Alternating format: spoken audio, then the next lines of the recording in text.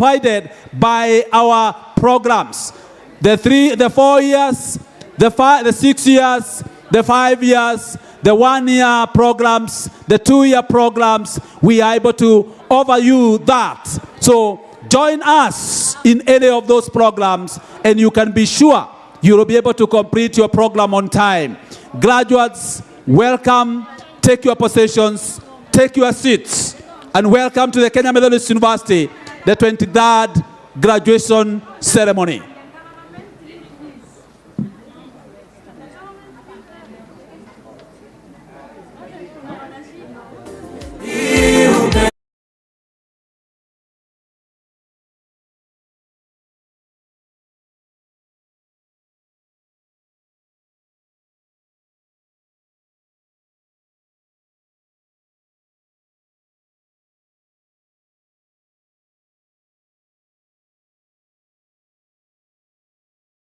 As long as the program is kept tight, you should take a picture right here.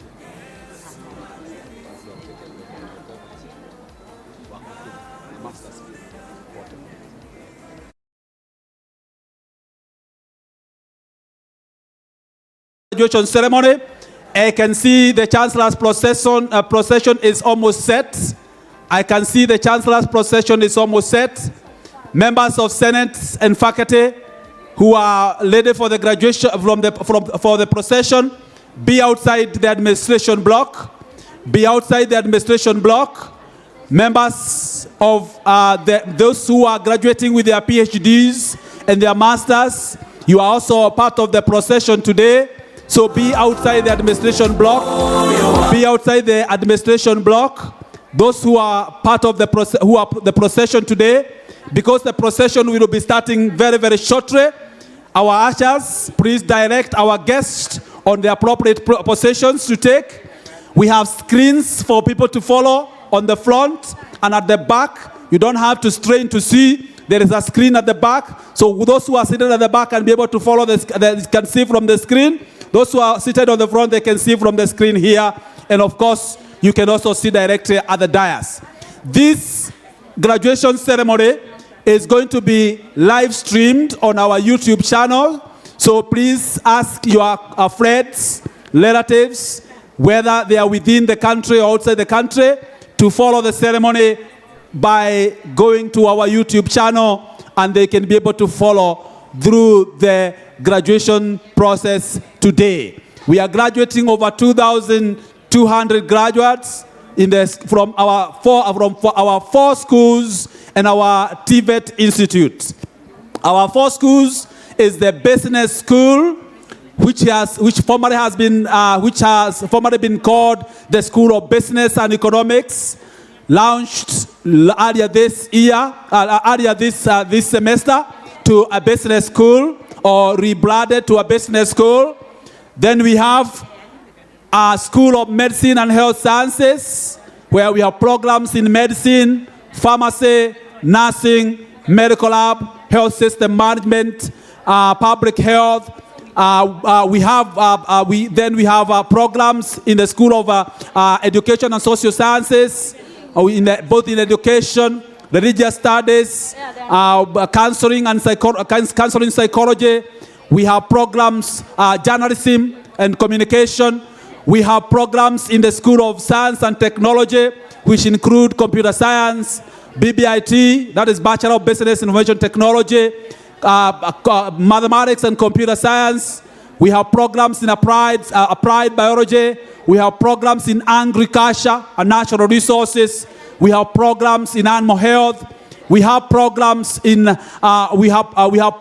programs in information science, all under the School of Science and Technology. We have also we also have our TVET Institute offering diplomas of various kind and certificates and arts and programs. Everybody is welcome to join in these programs. There is no grade that does not have a place in the university. You can join with us and you can be assured to complete your program in the time provided for. You can be sure to complete our programs in the time provided for. Welcome to the graduation ceremony. I urge the graduates who are still moving to sit, If you look behind, you'll see the procession is getting ready, and we should be on and learning, and we hope that we can be able to finish our program as provided for in our program. That is within the next 3 to 4 hours, so that by 1 o'clock you are out there celebrating with your relatives. We welcome you to the 23rd graduation ceremony. I will be your MC. My name's Dr. John Mushiri, the Director of Postgraduate Studies in the university, and I will be working with my colleague Eric Mwenda from the School of Education and Social Sciences as your MC today. I am glad that you're here. I'm glad you could join with us. I'm glad you are able to come and celebrate with us. As I've already announced, we do not have printed booklets today because we want to limit the level of production of materials that could affect our climate. So we are limiting that so that only graduates will be given a booklet when they return their gowns. The graduates, you will have a booklet when you return your gown. Otherwise, for today, we will follow things on the digital platform in line with our theme of advancing competence-based education through technology and innovation for socio-economic development. Welcome our guests. We are glad to host you. We are happy that you could join with us. Welcome to this very great occasion, the 23rd graduation ceremony. Members of faculty and senate, postgraduate students, you are invited to join the procession which is happening outside the administration block. I'm sure the organization of the procession is starting off, and as soon as the Chancellor is out, we will be processing here, led by our police guard. We will be led by our police guard. Once the procession comes here, I will ask you to remain standing. Once the procession is on the ground, I will ask you to remain standing until you have been given the signal to sit. You remain standing until you have been given the signal to sit. The Vice Chancellor will constitute the congregation. We will have the national anthems and the East African anthems before we can sit. So be set and be prepared. Asanteni sana kwa kuungana nasi siku ya leo ambapo tuna sherehe ya kufuzu kwa wale ambao wamesomea masomo tofauti katika chuo chetu cha Kenya Methodist University. Tunafurahia kwamba umeweza kuungana nasi. Tunafurahia kwamba mumeweza kuja kusherehekea pamoja nasi. Wanaofuzu siku ya leo ni wanafunzi zaidi ya 2,200 ambao wamehitimu katika masomo mbalimbali katika vitengo vyetu tofauti ambavyo vinawezesha wale ambao wanakuja kusoma kupata vyeo katika vyeo vya elimu katika vitengo tofauti ili waweze kwenda kujenga nchi na kusaidia walimwengu kuleta suluhu katika mambo tofauti ambao wanakubana nayo. Karibuni katika sherehe yetu ya 23 katika chuo chetu cha Kenya Methodist University. The future is here.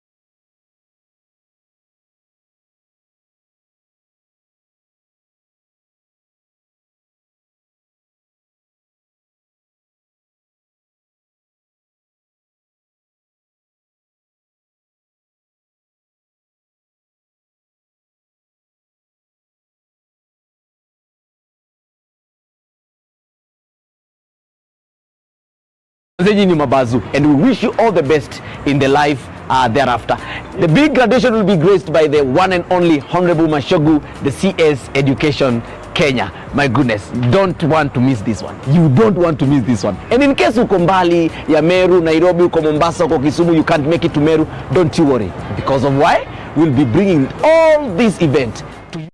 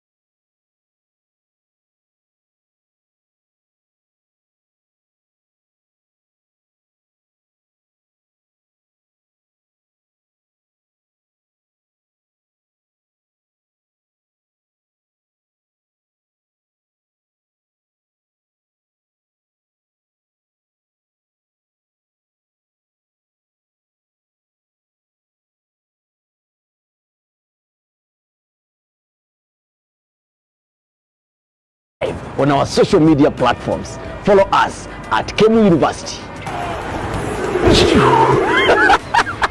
All our programs, graduates will be having a good time at Meru. Remember, we have 4 schools in our university. We have the School of Medicine and Health Sciences, the School of Science and Technology, the School of Business and Economics, the School of Education and Social Sciences. All of them. Don't miss this one. It's a big one.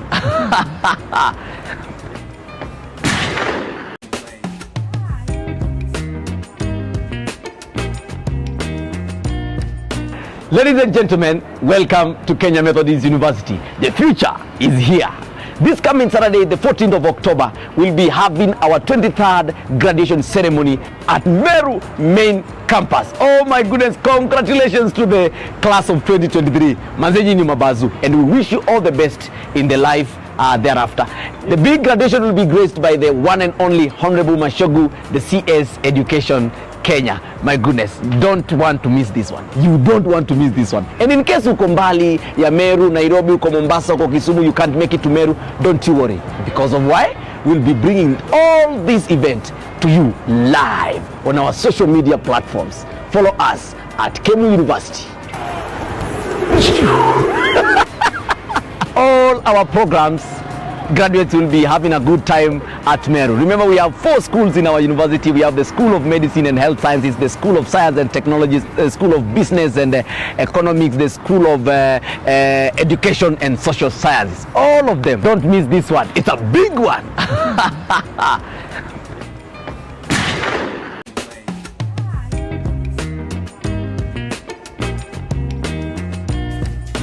Ladies and gentlemen, welcome to Kenya Methodist University. The future is here. This coming Saturday, the 14th of October, we'll be having our 23rd graduation ceremony at Meru main campus. Oh my goodness, congratulations to the class of 2023. Manzeji ni mabazu, and we wish you all the best in the life thereafter. The big graduation will be graced by the one and only Honorable Mashogu, the CS Education Kenya. My goodness, don't want to miss this one. You don't want to miss this one. And in case uko mbali ya Meru, Nairobi, uko Mombasa, uko Kisumu, you can't make it to Meru, don't you worry. Because of why? We'll be bringing all this event to you live on our social media platforms. Follow us at KEMU University. All our programs, graduates will be having a good time at Meru. Remember, we have 4 schools in our university. We have the School of Medicine and Health Sciences, the School of Science and Technology, the School of Business and Economics, the School of Education and Social Sciences. All of them. Don't miss this one. It's a big one.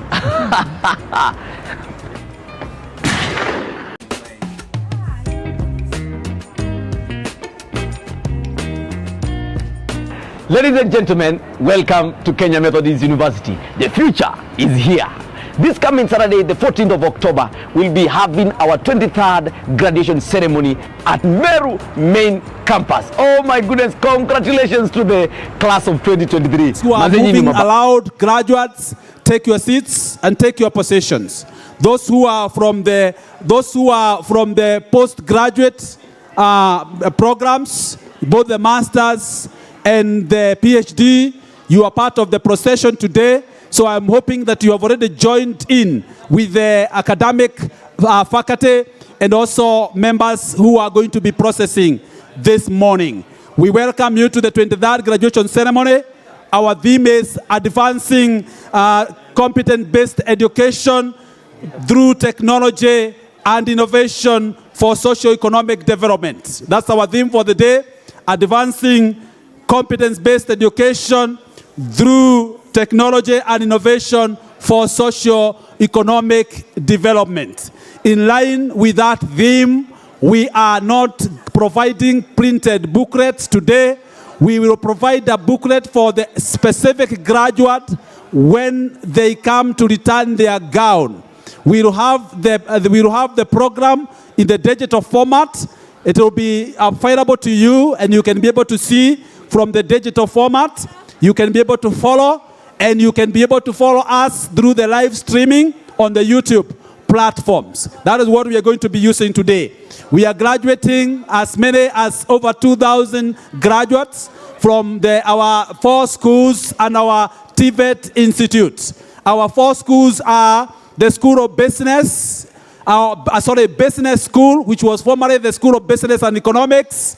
We have the School of Science and Technology, the School of Education and Social Sciences, and the School of Medicine and Health Sciences. That's where we have the schools, and we also have the Kenya Methodist TVET Institute, an institute that is fully authorized to offer diplomas, certificates, and artisan programs. That is authorized to offer the TVET programs, both the diplomas, certificates, and artisan programs. And that institute is part of us, and we will be graduating students from that school, from that institute this morning, alongside those who are graduating in the undergraduate and master's and PhD programs, including the postgraduate diploma programs, which are also postgraduate programs. So those who are in the postgraduate, please line up for the start of the day. We are glad that we are able to have all of you here. We are glad that you are able to join with us, and we are happy that you can come and celebrate this day and this occasion with us. Twawakaribisha nyote katika sherehe za siku ya leo, sherehe za 23 katika chuo chetu, tunaposherehekea kufuzu kwa wanafunzi kutoka vitengo vyetu vyote katika chuo hiki chetu cha Kenya Methodist University. Twawaalika nyote kusherehekea pamoja nasi tunaposherehekea kufuzu kwa wanafunzi zaidi ya 2,000 kutoka vitengo vyetu vyote chuoni mwetu hapa Kenya Methodist University. Tunao wanaofuzu katika vitengo vya diploma, vile vya degree, masters na PhD, wote katika siku ya leo wanafuzu, na tunawaalika wote kusherehekea pamoja nasi. Wasasi na wale ambao wametutembelea, wale marafiki wetu ambao wametutembelea, tunawakaribisha nyote kwa kuja kuungana nasi. Tuna furaha ya kwamba mmeweza kuungana nasi katika sherehe ya leo, kusherehekea matokeo mema na kufuzu kwa wale wote ambao wamekuwa wakisomea vitengo tofauti tofauti. Wengine wako katika vitengo kutoka vitengo vyetu vya sayansi, wale wengine wanafuzu katika vitengo vya elimu, wengine wanahitimu katika matibabu, hali ya matibabu, wengine wako katika hali ya biashara.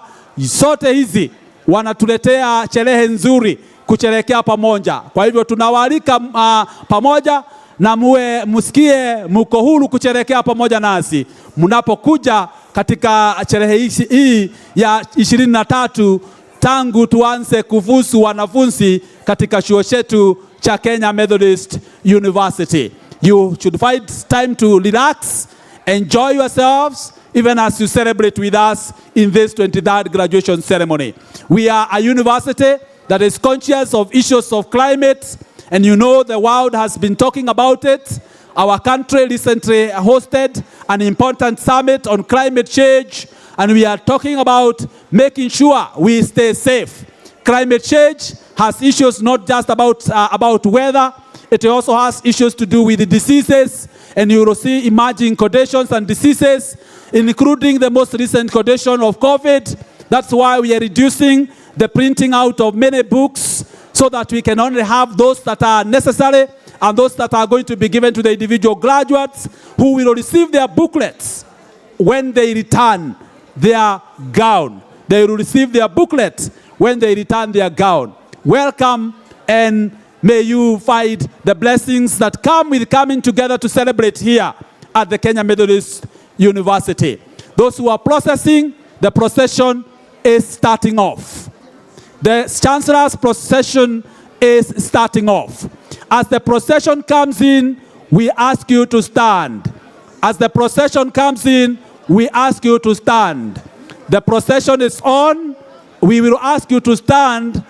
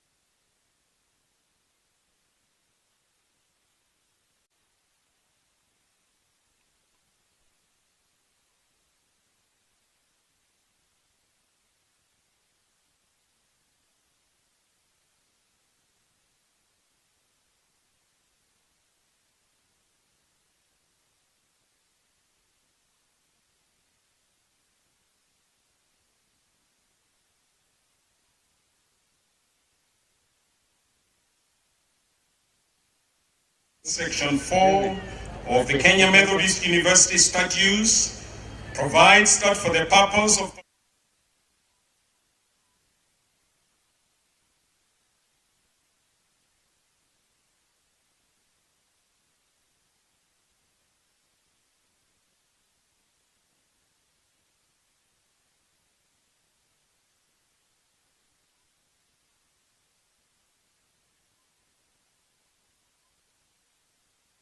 congregation shall be constituted by the Chancellor, the officers of the university, the academic staff, the convocation, the graduates, and the students of the university. It shall be presided over by the Chancellor. The requirements of this statute having been fulfilled, I invite the Vice Chancellor to declare this assembly a congregation of the university. Thank you.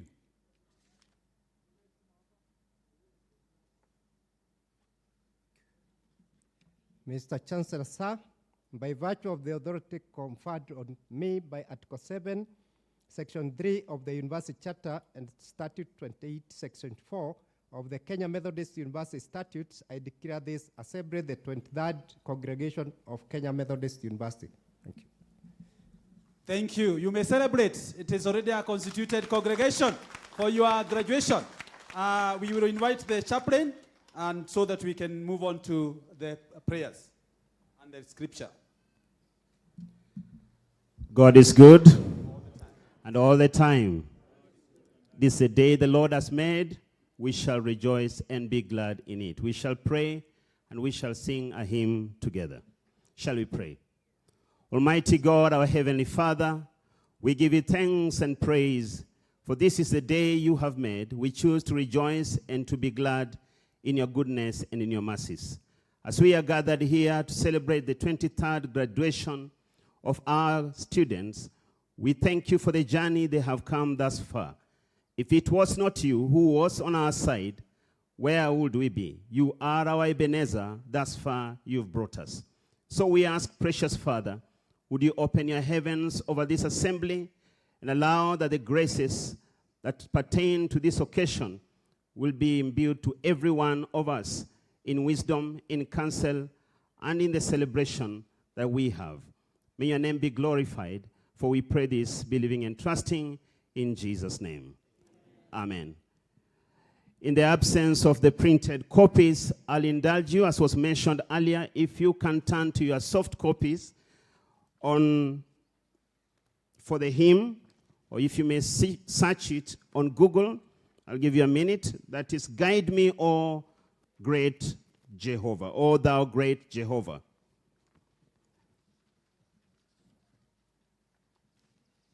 If you are there, as many as are there, turn to your neighbor, say, okay.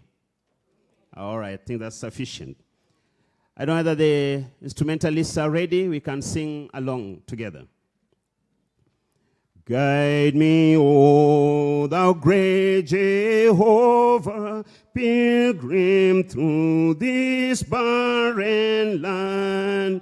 I am weak, but thou art mighty. Hold me with thy powerful hand. Bread of heaven, feed me now and evermore. Feed me now and evermore. Open thou the crystal fountain, where's the healing stream doth flow. Let the fiery cloudy pillar lead me all my journey through. Strong deliverer, be thou still my strength and shield. Be thou still my strength and shield. When I tread the verge of Jordan, bid my anxious fears subside. Death of death and hell's destruction, land me safe on Canaan's side. Songs of praises, I will ever sing to thee. I will ever sing to thee. Thank you.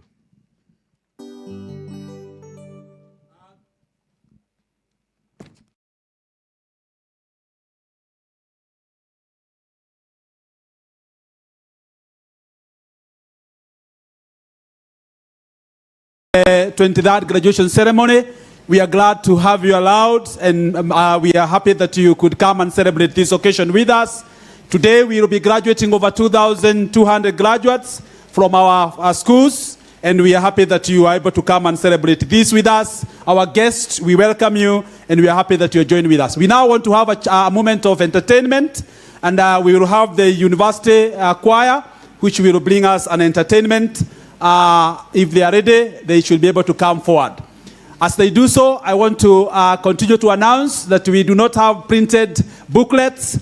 Part of it is because we want to advance the course. The university choir should be coming up. Part of this is advancing our course as an institution that is looking forward to play an important role on issues of climate change. So we are reducing the number of papers that we print, which end up not going to use. Is the university choir here? Very good. We are waiting for you. Actually advancing that course of climate change, so we only print booklets that will go for memory of the graduates, and they will correct this as they return their gowns. They are ready. They will be given as they return their gowns. For the many of us, we will use the digital platforms to be able to communicate a lot of this. It's part of what, as a university, we want to continue to speak. We are involved in this, and as a nation, we know we are all part of it. Again, we also consider that we just came directly from COVID-19, and so we are also reducing many things that may lead to these issues. They are not completely done.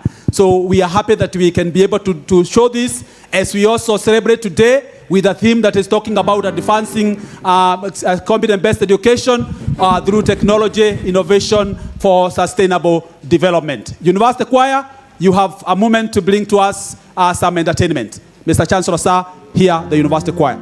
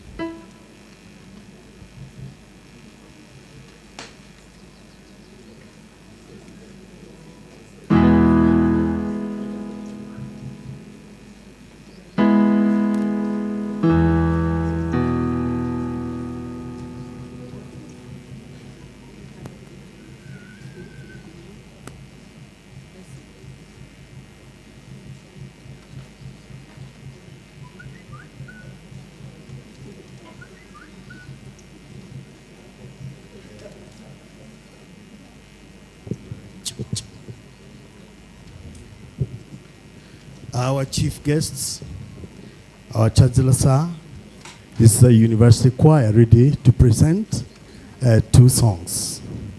You're welcome.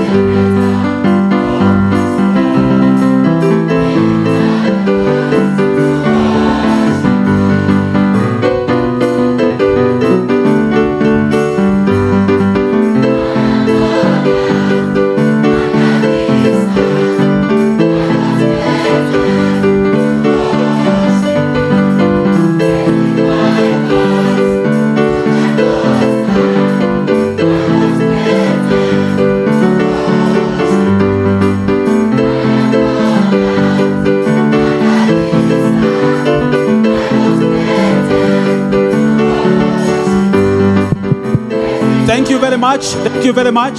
Thank you very much. Thank you. Thank you. Thank you. Thank you. Thank you. Let's celebrate with them as they have celebrated with us. Thank you. Thank you, University Choir. We are glad that you are able to make that very good melody to the glory of God. We are happy that you are able to do that. Please appreciate them. They are appreciate them. Appreciate them. Appreciate them. I want to, Mr. Chancellor, sir, I want to invite the University Vice Chancellor to recognize our guests and bring in goodwill messages.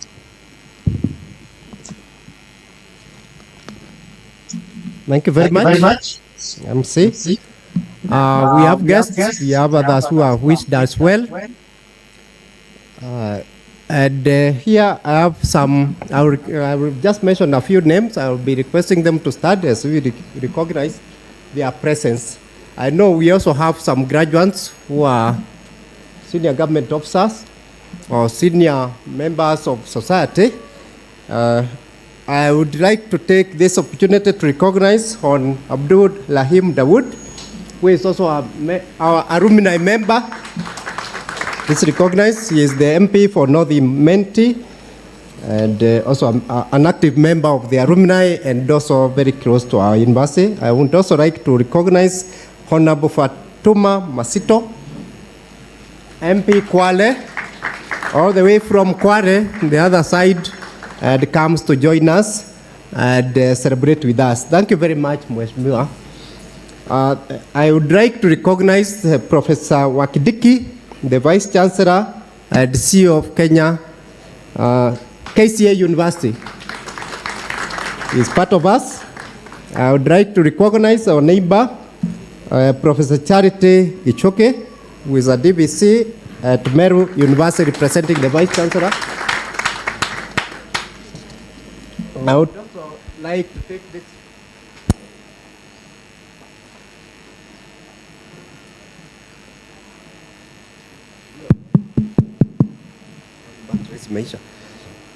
I would also like to recognize the presence of Professor Eunice Idae, representing the Vice Chancellor, Chuka University. Thank you very much, Madam, and feel welcome. We are all sisters around this area. At this point, I want to recognize Dr. Mugambi Mwerege, Commissioner Kesra, that is, well, I know that one is a school of the KRA. He's a commissioner with the KRA. He has been a member of council previously, and he has been with us for a long time. Welcome, Dr. Mugambi.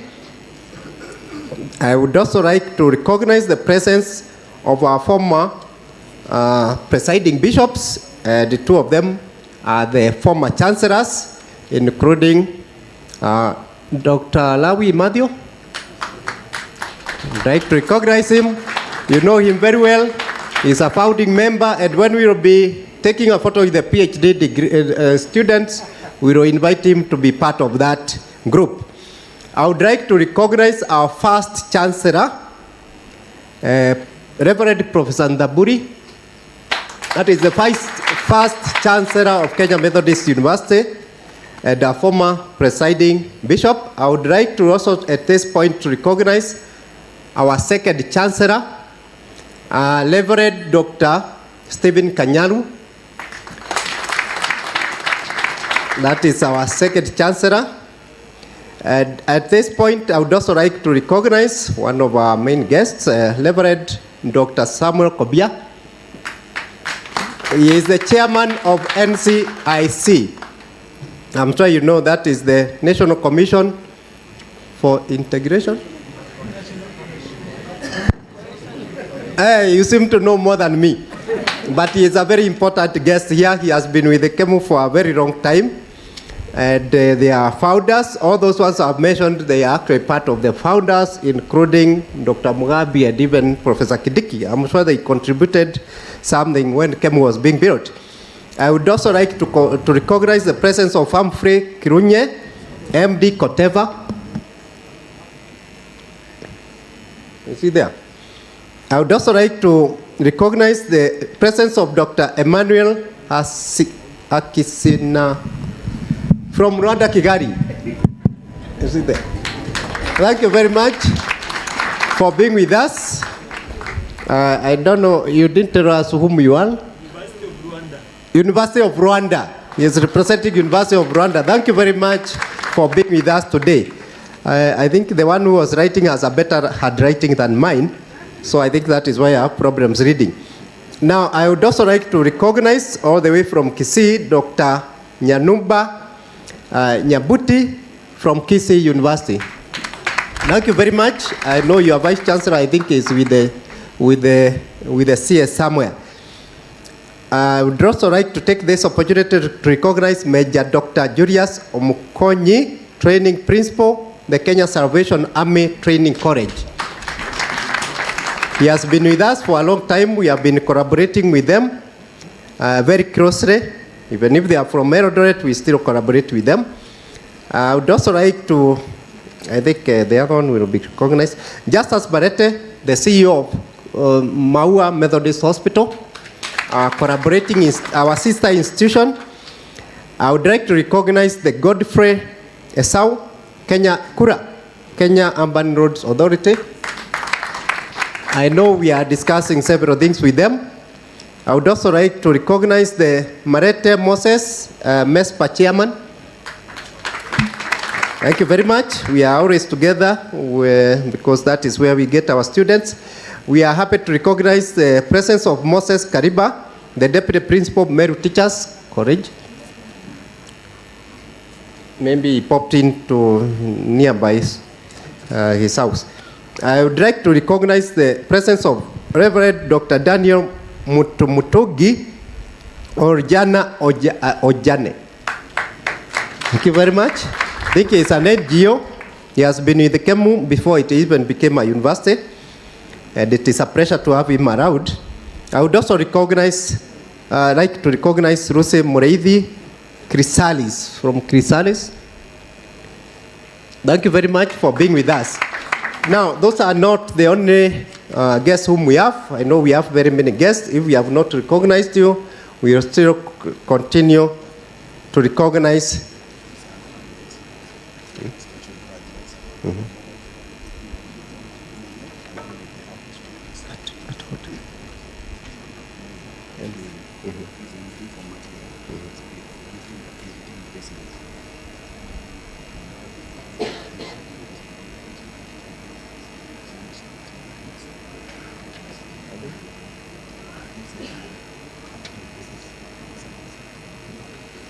I would also like to recognize the presence of Samuel Toiti, the MCK trustee. Thank you very much and feel welcome. Today we are very proud to have all the people who made KEMU to be actualized, the former presiding bishops, the MCK trustees, because those are the owners. Among the graduates, I would like to recognize Dismas. Dismas, can you wave where you are? Dismas is a member of MCK trustee. So much as he is graduating, he is one of the owners of the university. So we congratulate him very much. I would also like to recognize the presence among the graduates of Honorable Mogo Edwin, MP for Madhyoya. Mheshimiwa, are you there? Yes, he is graduating with his PhD.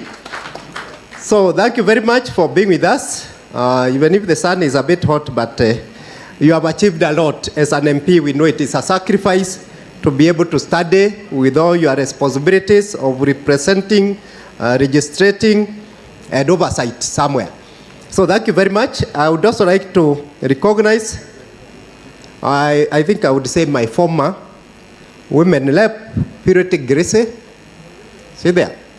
Yeah, that is the former women rep for Kirinyaga, who is graduating with a master's in business. So I think she studied quite hard when she was still a student, when she was still an MP, and has achieved what she has achieved.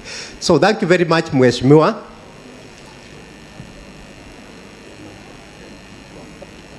Okay. No?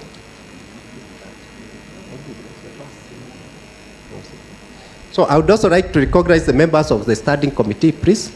You can start wherever you are. MCK studying committee. Please clap for them. These are the ones who make decisions, very serious decisions about the university. Thank you very much. You may be seated. The members of the... Now.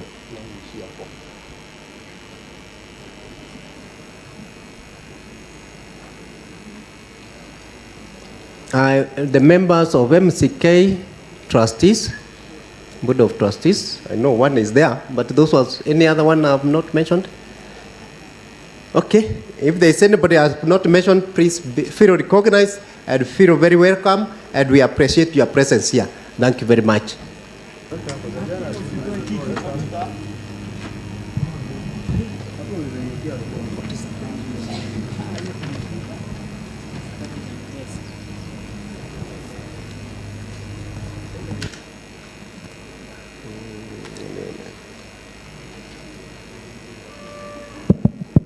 I want to invite the DVC, Academic Affairs, to invite the students to address, to bring their messages.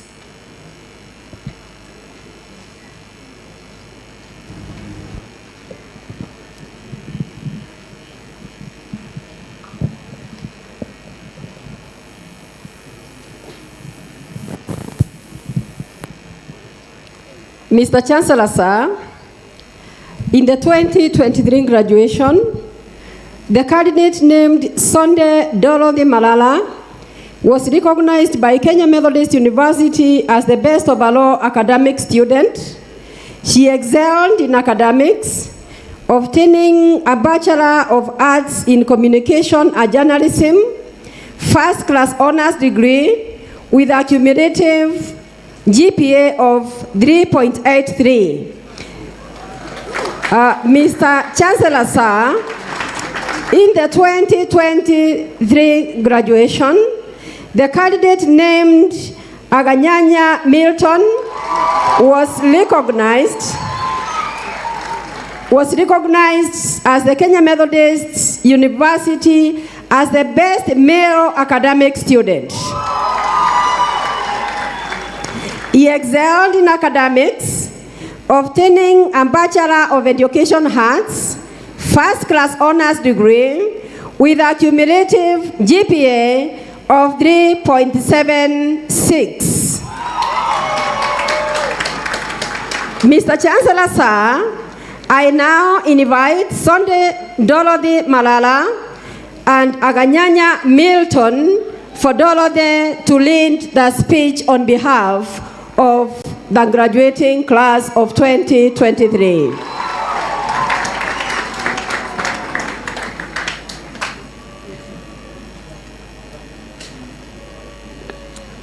Mr. Chancellor, sir, Reverend Isaiah Day, Chief Guest, Honorable Ezekiel Machogu, CS Education in absentia, and all protocols observed, good morning. My name is Sonde Dorothy Malala, together with Milton Aganyanya Shioha.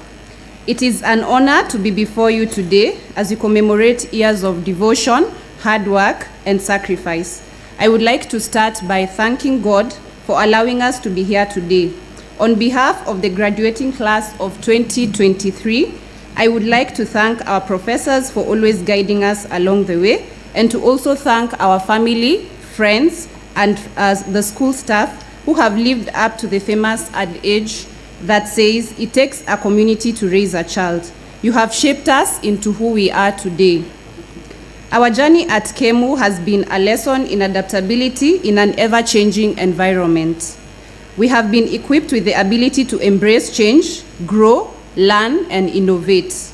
I urge you to use the skills, friendships, and experiences you garnered as tools to build a brighter future for all, in line with our motto, the future is here. As we step into the world, let us remember that our responsibility extends beyond our personal goals. We have been given a world-class education, and with that privilege comes an obligation to give back, to make positive impact on society, and to be agents of change.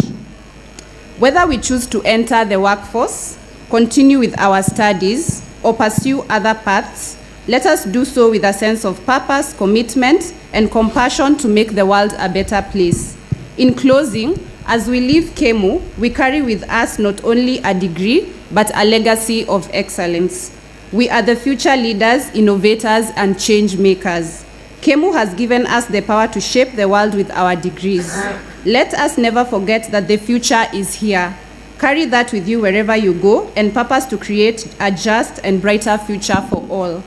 Class of 2023, congratulations on these remarkable achievements.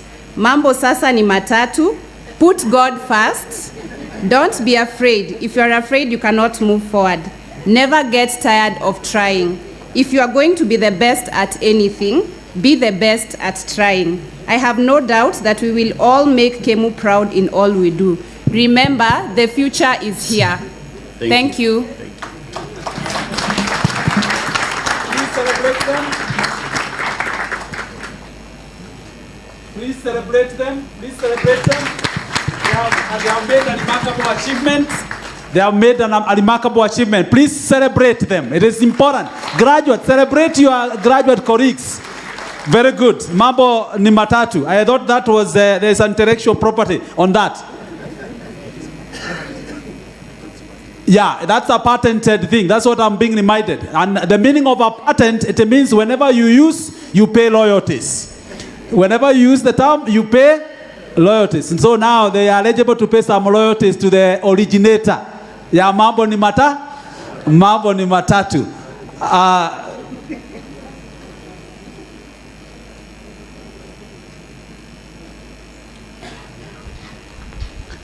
Thank you very much. We will now have a communication message which is going to come from one of the alumni. So I invite the chairman of the KEMU Alumni Association, who is going to bring us a good message to graduates who are going to become alumni from today.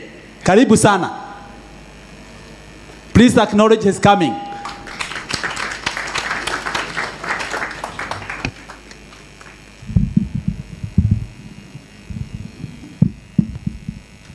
God is good all the time.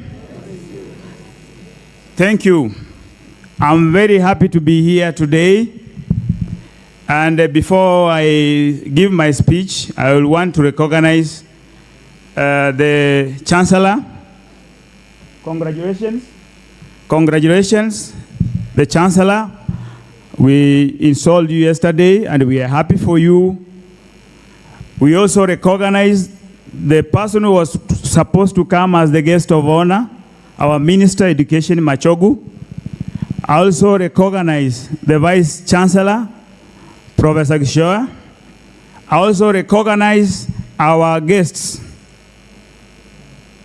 Kemuda.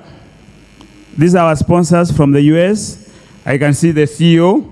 Welcome, and your team. The Student Union, my friends.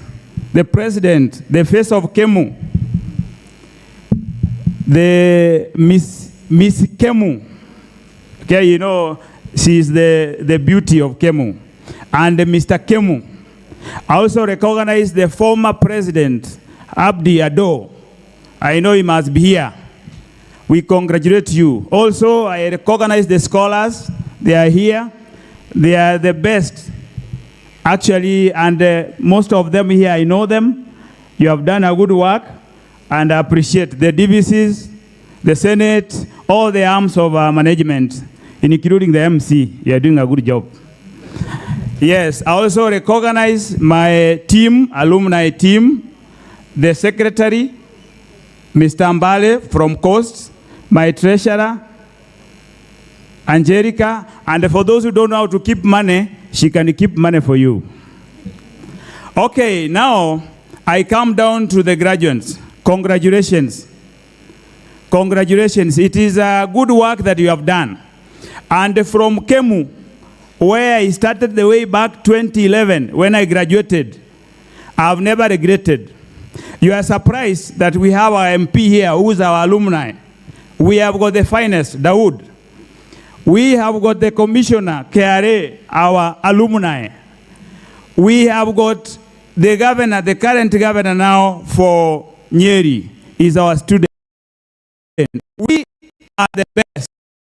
And if I can remind you that we are the first private university to initiate a formidable medical school. And now we are graduating many students every year. Notwithstanding, we also have several schools. Actually, recently with Madam Dorothy, we were able to launch. Now you are not going to call it the business school and economics, no. The business school KEMU. We rebranded it. And I think also you are, I don't know whether you are, for those who are in business, I don't know whether your certificate also will show that. I'll need to confirm. Okay, for the graduates for PhD, congratulations. And all others, all these programs, I'm very happy. I want to tell you something. That when I was about to graduate, when I was in third year, I did my CV. And I want you to learn something from that. That your preparation is from now. You need to plan the way you are going to exit into the market. I know already some of you are already in the market. But for those who are due to enter, make sure that you have done a very good CV. Some of you, if I check your CVs, you will find that it's a one page. Even the referees, you have only written the name, there is no email. Make sure you plan your exit. Make sure that you are ready for the market. And make sure you start off from today. If there is application you need to make, start it. If you don't have a certificate, tell them that the certificate is coming. Let me attend the interview. The certificate is coming because you have graduated. I'm very happy for you, and I welcome you to join our alumni. Actually, next month we are doing AGM, and we want all of you to be a part of it. If you want to run for office, just come and be a part of us. And now for all the alumni, I leave you one message. We are due to do alumni tuition block, and we want to support our university. And Bwana Mheshimiwa, when I come to you, Daud, when I come to you, open. When you hear it's the chairman alumni, open. Don't express. I get to your office and we talk this. We want to start alumni tuition block. And I'm going to call for a mega fundraising for alumni only. And if you are not alumni, we are not going to allow you to attend. So make sure you are alumni. When you come, join us. We want to build our university. Yes, it's going to be 24th next month, our AGM. Come and be part of our process. To finish, I stood here and promised that we are going to start a bursary as the alumni. And we have lived into the promise. Already, we have given out forms, and we are going to support over 50 students with the bursaries this year. And I made another promise that I'm going to be a PhD candidate. And I've already enrolled. So, some of you, I know you have done a first degree, second degree, now come for a third one. Masoma ishi. Ama namna gani? Okay, with that short and a brief speech, I wish you all the best. I wish you God will be with you. Our guest also na wabariki, hata ikiwa I'm not a clergy, but na wabariki pia mimi naomba. Aya, tumeshukuru sana, na when you go back, say hello to the community and make sure your community knows about KEMU. Thank you so much, and God bless you. Thank you very much. Please applaud him. Please applaud him. Thank you very much, Chairman Alumni. Now we want to invite Mr. Chancellor. We want to invite the Vice Chancellor to bring his message to the congregation.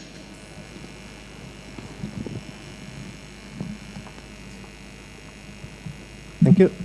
Chief Guest, Chancellor, Kenya Methodist University, Board of Trustees and Council members, Kenya Methodist University, Vice Chancellors of other universities here present, all distinguished guests, members of University Senate, members of staff, graduating class, parents, graduates, ladies and gentlemen, good morning. Praise the Lord. You're not very happy. You don't seem to be very excited. Well, you don't graduate many times. And even if you graduate many times, each graduation is always a time to celebrate. So we should be able to be in good moods, and we should be able to celebrate very well. Also, since we installed our fourth chancellor, yesterday, we have a lot to celebrate with. So, on behalf of the University Senate, Management, Board, staff, and students, I warmly welcome you all to this 23rd graduation ceremony for the conferment of degrees and award of diplomas. We are grateful that you have found time to come to celebrate with us this important occasion, which signifies the culmination of many years of hard work, commitment, and perseverance. Dear graduates, I wish to congratulate you for your achievement that has been earned through commitment, hard work, and discipline. You have indeed achieved a significant milestone in your life, and as university, we feel greatly honored that you chose to be part of the KEMU family. For the graduates, of course, I have said that like those ones who are very busy in the offices is actually quite a sacrifice. But as I always say, is that a degree is something which somebody can't remove from you. Even if they give you a getter, they can't get a degree from you. You'll still go with it until the end of this world. Ladies and gentlemen, Kenya Methodist University is a privately owned university founded and sponsored by the Methodist Church in Kenya. And since its establishment in 1997, the university has continued to be guided by its charter and statutes in addition to relevant laws and regulations. All our academic programs are of high quality standards, accessible and affordable to different target groups, pursuing different disciplines in diploma, bachelor's, master's, PhDs. Other than the main campus here in Meru, the university has other campuses situated in Nairobi and Mombasa, as well as the TVET Institute, which is housed at the Meru Town Center.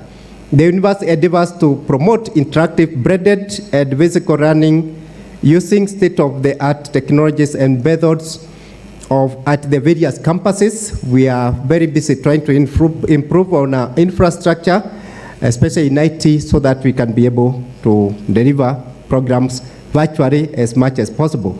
Or even in a blended nature, we are trying to make sure that we have facilities which can be able to meet that.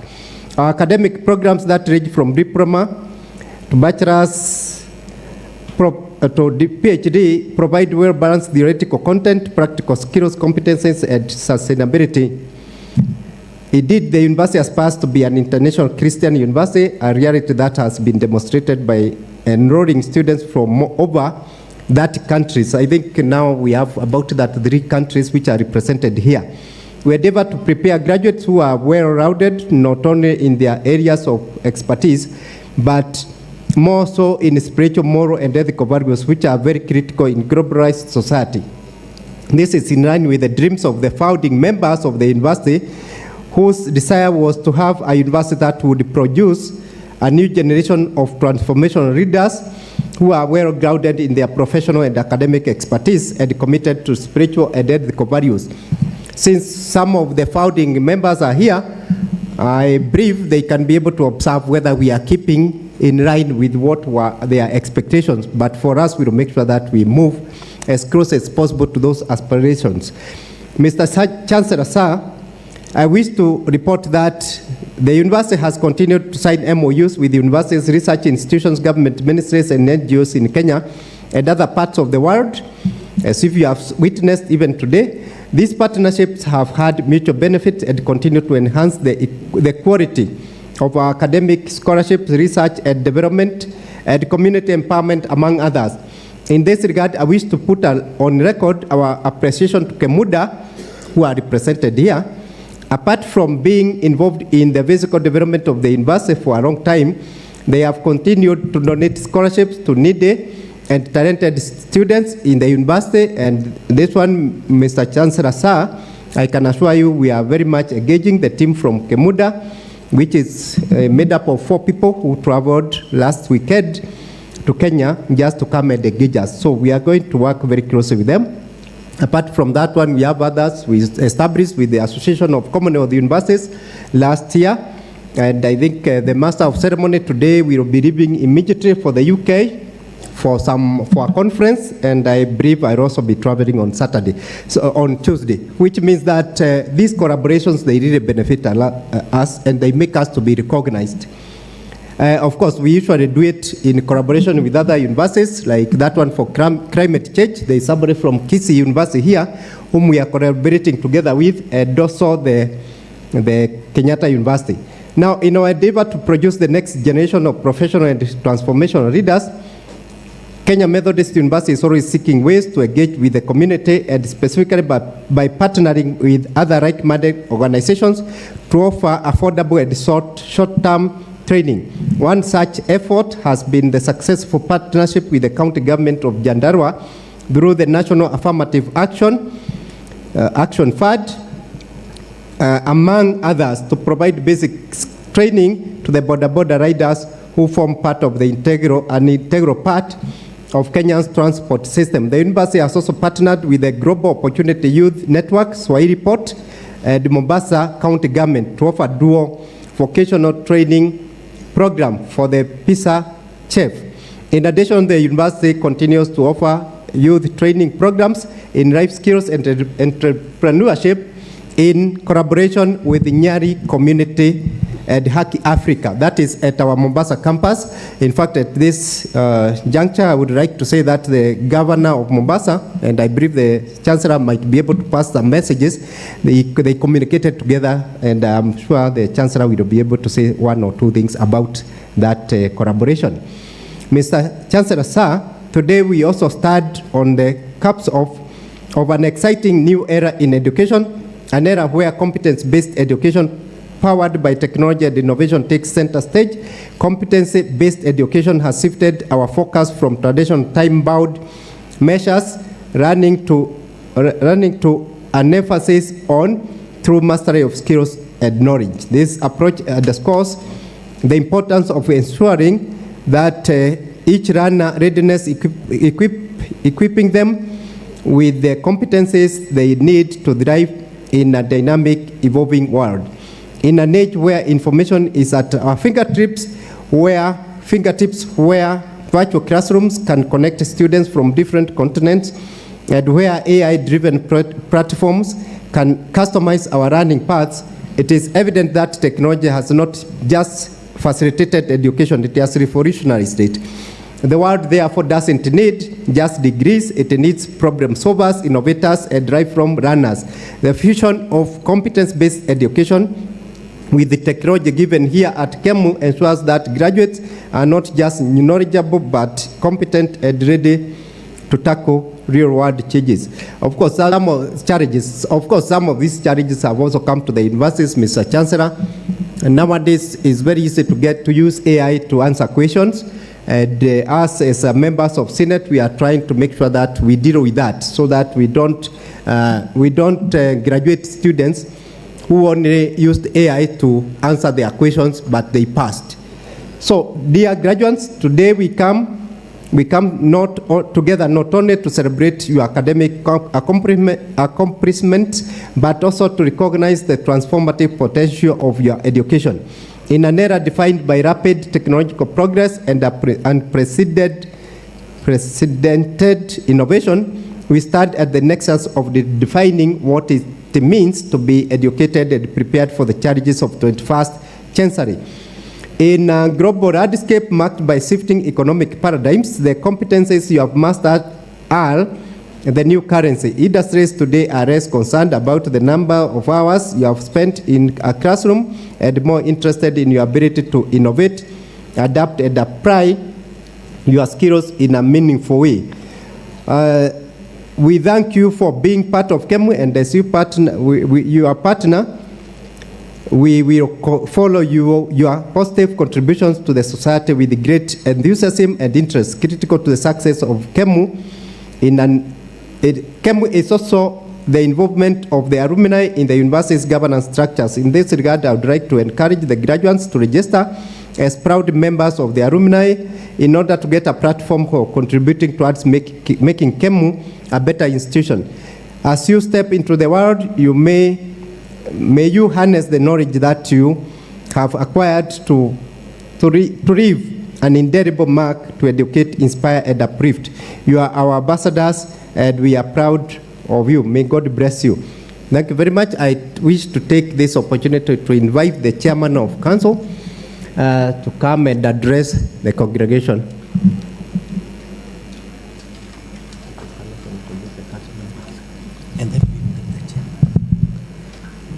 Our chief guest, the Cabinet Secretary for Education, the University Chancellor, Reverend Isaiah Adair, the Board of Trustees and members of the University Council, the Vice Chancellor and members of the University Senate, former presiding bishops present, Bishop Sador Kraji present, distinguished guests, our friends from Kemunda, graduates of Kemu Class 2023, faculty, staff and students, parents, guardians and benefactors, ladies and gentlemen, good morning. Mr. Chancellor, sir, from the very onset, allow me to introduce the council members. I don't work around as the chairman of the council. Please, the council members present, you may stand up. Council members present. I'll start from my far right. I have Dr. Purity Gitonga. She's a member of the University Council. We have Dr. Jan Ferreira. She is a council and she chairs our academic committee of the council. We have Mr. Philip Maobe. He spoke here. He represents the alumni. Then we have Dr. Radian Somo, a council member. She chairs our HR committee. Then we have Dr. Chandra Kiruke, a council member. He chairs our audit committee. Then we have Isaac Muige. He's our council member. He chairs our finance committee. And we have two more that didn't make it. We have Professor Garogaro, who sent apologies. And we have Bishop Kosgei, who is also a council member. They sent their apologies. You may have a seat. On behalf of the University Council, I join this congregation to congratulate you, our graduating class of 2023, on this auspicious occasion of the 23rd graduation ceremony of Kenya Methodist University. I sincerely thank our Lord Almighty for granting you this enormous achievement, which in itself is one of the epitomes of your academic and career journey. Let me take this opportunity to express my sincere gratitude to you, our chief guest, for finding time to join the Kenya Methodist University fraternity in this graduation ceremony. Your presence here today, sir, is a clear demonstration of your dedication towards education, and most particularly the university education sector in Kenya. I am sure that this congregation, which includes academia, researchers, MCK, and citizens from every part of this beloved country, is delighted to host you here today. I also thank the Chancellor of Kenya Methodist University, Bishop Dyer, who installed yesterday, and who is also the presiding bishop of the Methodist Church in Kenya, for his able leadership and service to this university. Presiding Bishop, it is indeed through your stewardship that KEMU is here today celebrating one of the key milestones of every university and graduation ceremony. I further acknowledge the work of the KEMU Board of Trustees, whose overall direction continues to steer this university towards the vision of its founders. Moreover, I recognize the roles played by the other arms of this university, and particularly the University Management Board, Senate, and Board of Examiners, for your work over the years. Besides, I appreciate the commitment of our faculty and staff for supporting our students in this academic and research pursuit. I have no doubt that this celebration of our graduates, together with their parents and the other stakeholders, is an outright indication of your guidance and dedicated service to this university.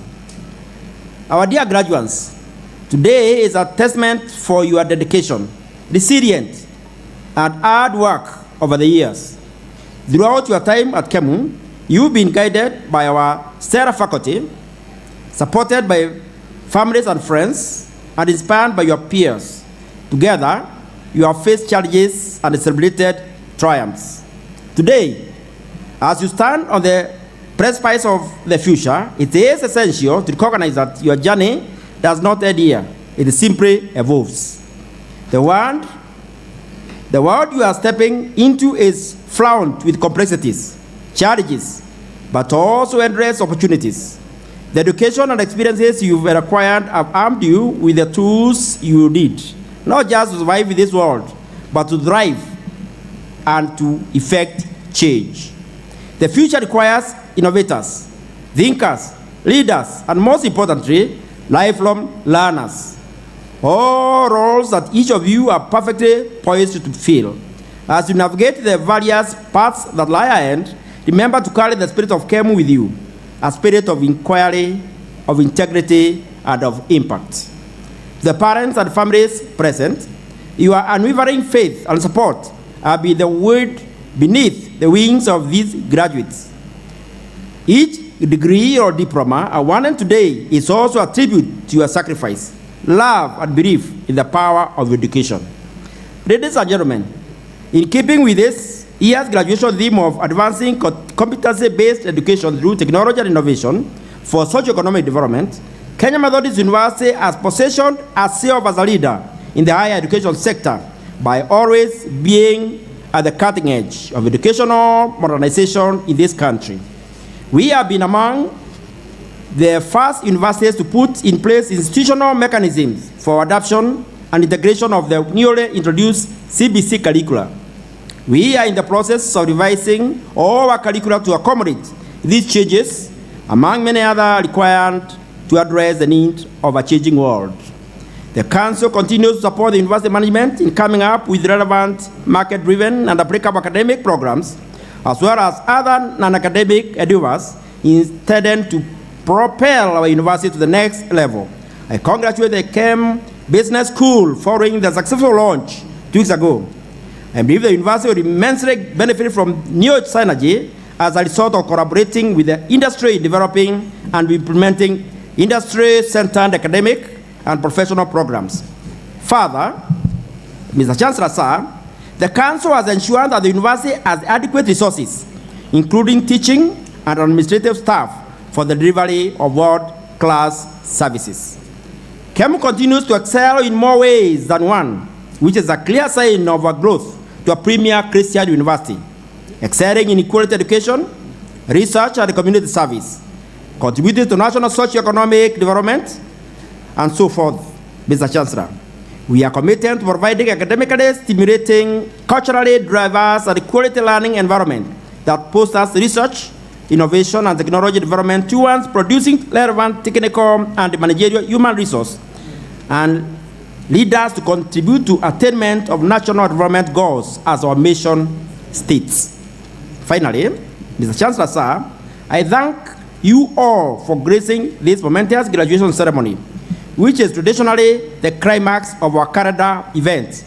To all parents and guardians, I invite you to continue trusting us by bringing and enrolling your children in this great university. To you, our graduates, as you go out to the world, always know that you have what it takes to change the world. Remember, the path ahead will have its fair share of twists and turns. Embrace challenge, learn from setbacks, and always move forward with unwavering determination. There is a saying, success is not final, failure is not fatal. It is the courage to continue that counts. Celebrate your achievements and learn from your failures. You are a star. Go out and shine. To our chief guests, all stakeholders and friends, I thank you for listening to me, and may our good Lord bless you. Mr. Chancellor, sir, it's now my humble duty and privilege to invite the chairman of BOT to come and address the congregation. Thank you.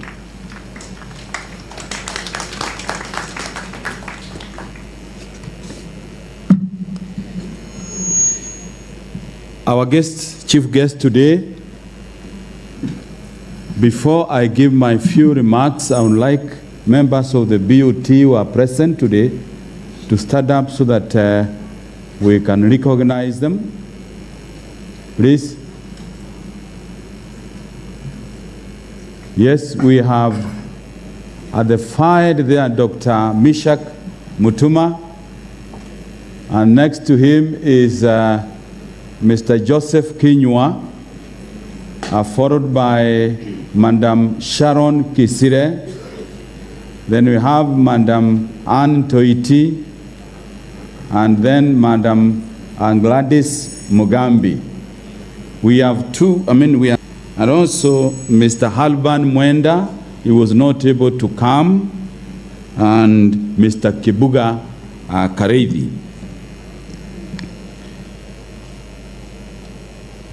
I also want to make a correction because yesterday we installed our 4th Chancellor, and I want to give his name. Probably many of us may not have gotten the name right. His name is Reverend Isaiah Ndeye. Isaiah Ndeye, not Deya. Thank you. Yeah.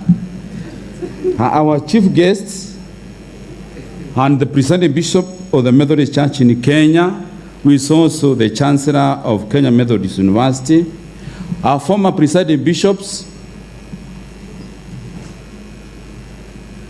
and MCK trustees. I've seen a good number of them, and the conference standing committee members here who are here present, the chairman of the University Council, the University Senate, the University Management Board, and the University Faculty, and our graduates who are our main guests today, parents and guardians, and all our distinguished guests, ladies and gentlemen. Mr. Chancellor, sir, I want to congratulate you on the onset, on your being installed as the 4th Chancellor of this great university, KEMU. Secondly, let me congratulate the graduating class of 2023 who have given us the lesson and joy to be in this occasion as we celebrate their great achievements. It also gives me much pleasure to have been appointed as the acting chairman of the BOT of this great university, which, as we all know, is a Christian university that has built a good name for itself over the years. I fully appreciate that this position of the BOT is quite challenging because we are expected as a BOT to not only manage the assets of this institution, but also manage the liabilities as well. I want to request all of us to stand and observe a minute silence in honor of our late chairman of the BOT, the Honorable Cyrus Muriuki. Please, let's honor him.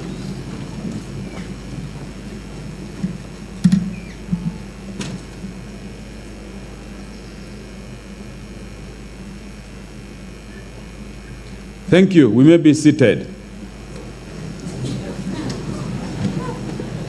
Allow me to take this moment to honor my predecessor, the former chairman of the BOT, Mr. Cyrus Muriuki, a great man who served this university in various capacities. Honorable Muriuki was one of the founding members of this university when it was Kahaga Rural Training Center. He further contributed in a very significant way during the fundraisings that were carried out to start this university. One of his key contributions was that he mobilized teachers in Meru district, as it was called then, so that they could contribute money during the main fundraising that set off this university. He went on to serve in various capacities, both at the Conference Standing Committee, which runs the affairs of the Methodist Church in Kenya, and ultimately served as the chairman of the BOT until his demise last month. The university and the entire Methodist fraternity has lost a great man, and may so continue to rest in eternal peace. Mr. Chancellor, sir, this university has come a long way, Allow me, therefore, to recognize the efforts made by the governance organs, especially the University Council, the University Management Board, and the Senate for their relentless efforts in keeping the university as an ongoing concern and maintaining its good brand name. The future is here. They have indeed navigated through turbulent times to bring the institution to where it is today. It is common knowledge that most universities in this country are currently struggling with huge financial burdens, and KEMU is no exemption. However, our resilience is unmatched, and our faith in God will definitely get us out of the challenges and into prosperity. Our guests of honor, in the recent past, we've realized substantial pressure in terms of tuition space, especially here at the main campus.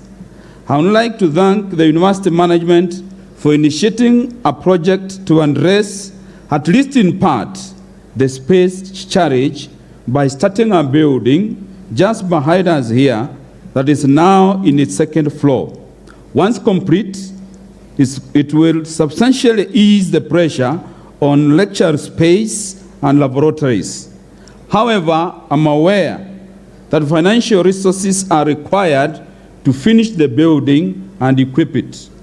We will be looking into ways and means of partnering with the university to finalize the project. This university, chief guest, has completed its midterm review of the 10-year strategic plan, 2028 to 2027.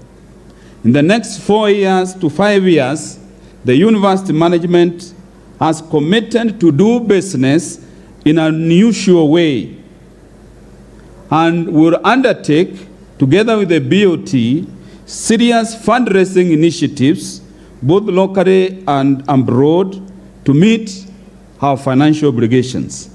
As a board of trustees, we give our promise to lead from the front in this initiative. We call upon the entire university community, therefore, to be proactive in fundraising. We, together with the university management, shall endeavor to engage the industry players and other partners to ensure that we rally stakeholders to a common development cause. Our chief guest, we hope that with the new leadership of our sponsor, the Methodist Church in Kenya, we will organize a fundraising for the university's infrastructural needs, hopefully before the next graduation ceremony. I'm saying hopefully because we have said this many times. Finally, our chief guest, we want to forge collaborations with industry and like-minded friends, both locally and internationally, to develop our institution and open opportunities for our youth who are joining the overcrowded employment space. We believe in training for skills development, which skills can then enable the graduate to innovate and create employment. I encourage the graduates of today to look widely outside, but also introspect on their strengths and what they can do instead of lamenting on unemployment for which little can be done. Finally, I wish our graduates a great life now and into the future, even as they venture into the outside world. Thank you, and God bless us all.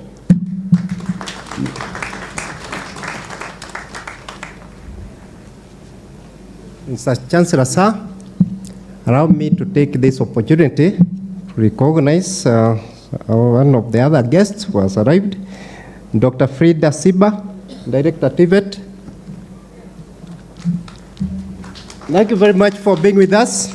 We appreciate Fred. I think before I invite our chief guest, I want to recognize our members of staff, UMB, management board members, please stand. We have our DBCs, we have our registrars, we have our principal of Nairobi campus, Dr. Imaru, and then we have our dean of students. Please sit down, Senate members. These are Senate members, deans, okay, members of management are still part of Senate. Those are senators, deans, directors, and the others are there. And the heads of chairs of department are also part of Senate. Other members of staff, please. Whether admin or academic, please. Thank you very much. You are not clapping for them. They are the ones who have.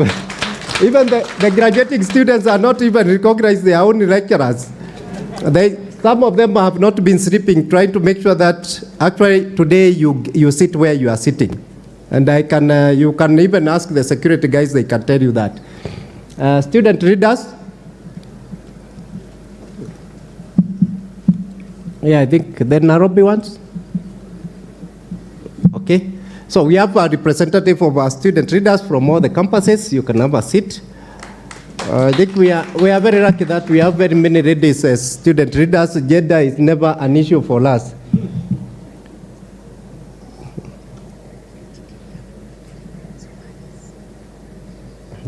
Let us leave it.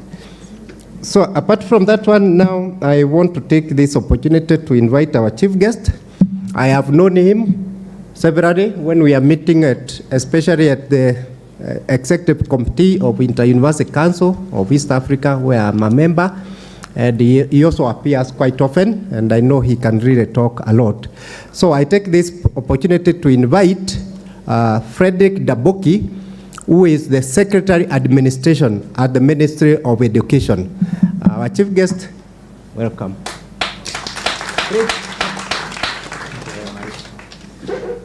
Thank you, my good friend, the VC, Kemo. I've already been introduced. Frederick Daboki is my name, Secretary Administration, the Minister of Education. I stand here on behalf of the Minister for Education, Honorable Ezekiel Machogu, who could not make it today to be part of this congregation due to other urgent matters, and he honored me to represent him today and be able to read his speech during the 23rd graduation ceremony in Kemo. And before I can be able to read the speech, let me appreciate the warm welcome from the VC, the council, and the management team of the university since my arrival. It's my first time to step in this university, this compound. So I've been passing around so many times on tour of duty in this region of Meru. I once served as a district commissioner in Igembe North, and I would pass just a tour gate there, but I never got the opportunity to be able to come in and appreciate. I've heard great things from all the previous speakers on the growth and development of this university, and I'm humbled by the efforts which have been made since this university got its charter around 1996. A lot of effort and good work has been done in terms of even the population, in terms of enrollment, and also facilities which I've been able to see by passing. I really want to appreciate that and all those who made it possible for this university to be where it is today. I sincerely appreciate that. Secondly, I want to bring you greetings from the minister and also from the Principal Secretary in charge of the State Department for Higher Education and Research, Dr. Beatrice Nyangala, who is my PS, and also she sent greetings simply because she's also engaged in another official matter. And therefore, I'm very happy today. I now want to take you through the speech of the minister during today's graduation ceremony. Speech by the Cabinet Secretary for Education, Honorable Ezekiel Machogo, CBS, during the graduation ceremony of the Kenya Methodist University Meru on 14th October 2023. The University Chancellor, Reverend Isaiah Ndeye, and I'm sure as we have been cautioned, we will continue pronouncing until when we get it right. I want also to take this opportunity to sincerely congratulate you upon your installation as the Chancellor of KMO University. Congratulations. To the Board of Trustees and members of the University Council, the Vice Chancellor, all invited chancellors and principals of various public universities, private universities present today, distinguished guests, the honorable members of parliament present today, including the local member of parliament, faculty, staff, and students, parents, guardians, and benefactors, graduates of KMU class of 2023, ladies and gentlemen, good morning. Good morning. I feel honored to join the Kenya Methodist University community during this auspicious occasion. I wish to thank the Board of Trustees, the University Council, the Senate, the University Management, staff, and the entire KMU family for inviting me to address this congregation during this 23rd graduation ceremony. Specifically, I admire the graduation theme, that is advancing competency-based education through technology and innovation for socioeconomic development. Since it's in line with the government's bottom-up economic transformation agenda, popularly known as BETA. It also focuses on the competence-based curriculum goal of producing holistic individuals with competencies, values, knowledge, and skills necessary to succeed in a highly competitive world. In the globalized world, characterized by rapid technological advancements and changing workplace demands, the value for skills. The world requires individuals who can perform tasks, solve problems, and also be innovative. It is therefore important that our institutions of learning incorporate competency-based education, formerly what has been referred as CBC. Today, through the reform agenda we are going through as a Ministry of Education, we are now calling it competence-based education, in order to prepare all-round graduates who can meet the market demands. Ladies and gentlemen, I wish to congratulate you, the Graduands, most sincerely for successfully going through this academic journey.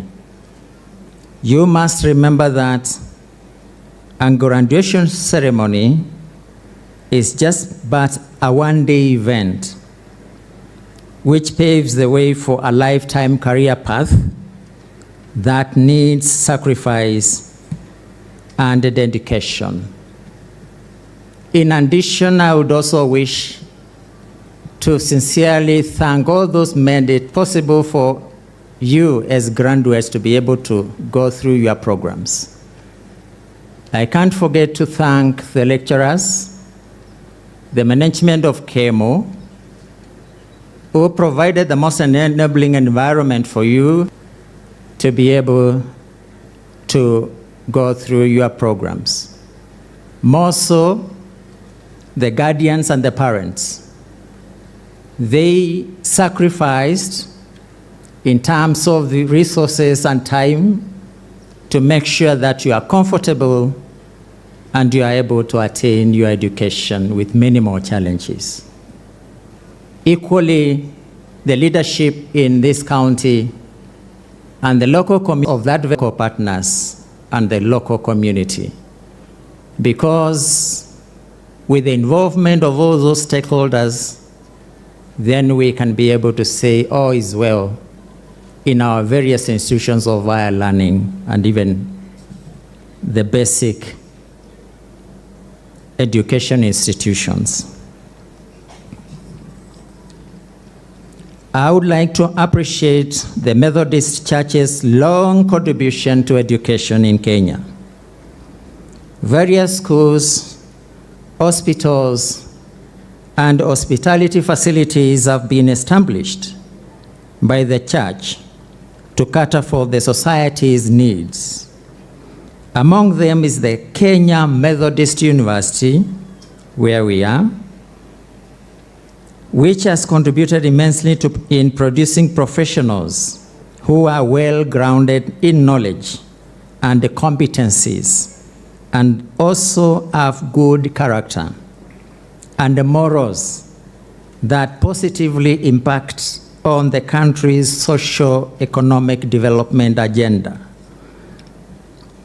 In the last decade, the demand for higher education has grown tremendously, with private university access to higher education. One of the main concerns of many students, as it were, and indeed parents and guardians, is the issue of inadequate employment opportunities within their areas of study upon graduation.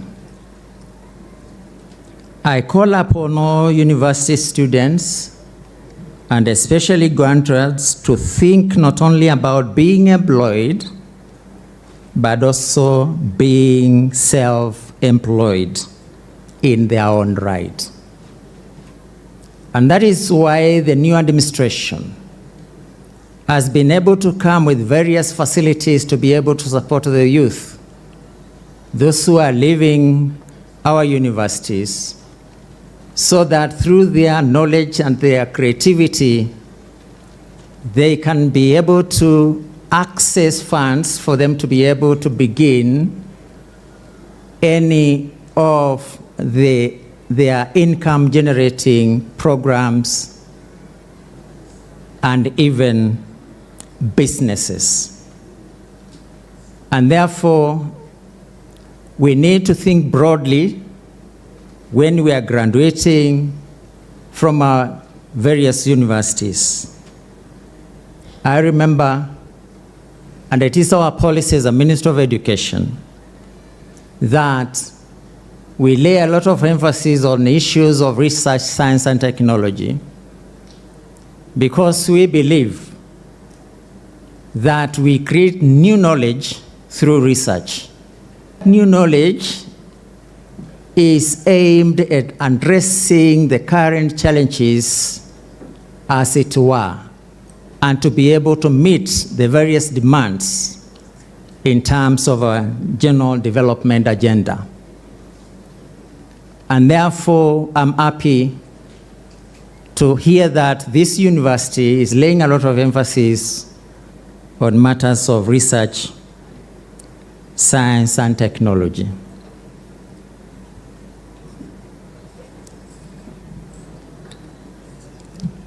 We had a conference in Rwanda, and I'm happy we have a good visitor professor from Rwanda University. That was June this year. And the theme of that conference in Kigali was, what is the future of higher education in the age of data science and artificial intelligence?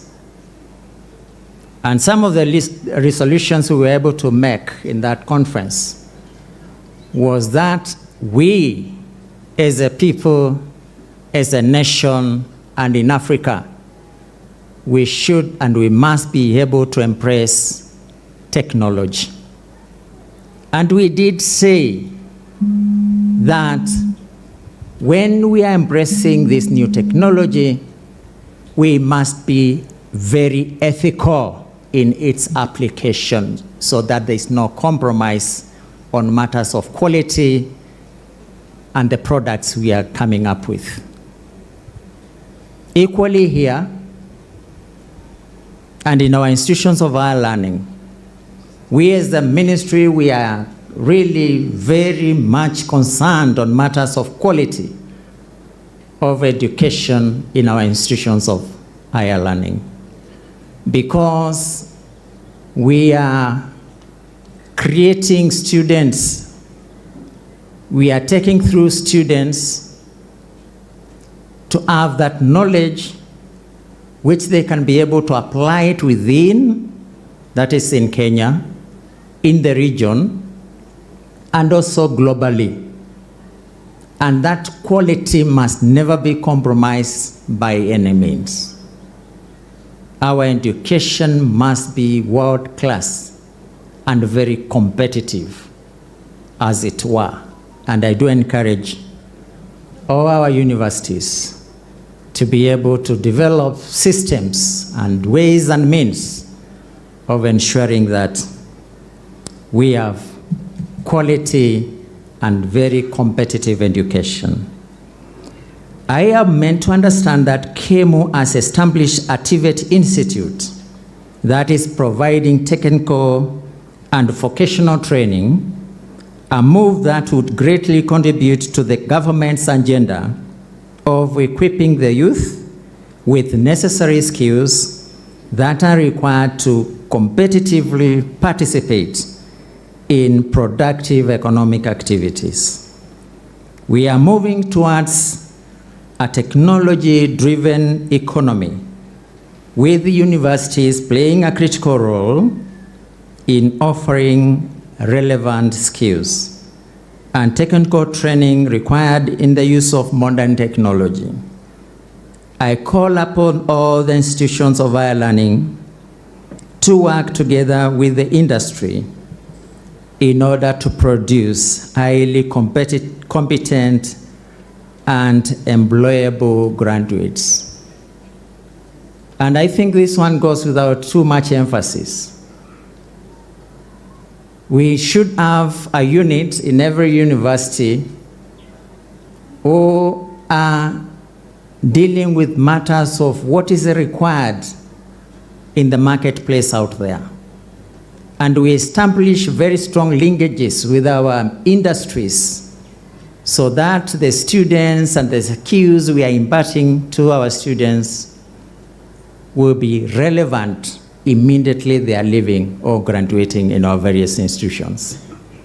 That is very critical, and that will also help us be able to tailor even our programs to be able to meet those needs and the demands in the marketplace.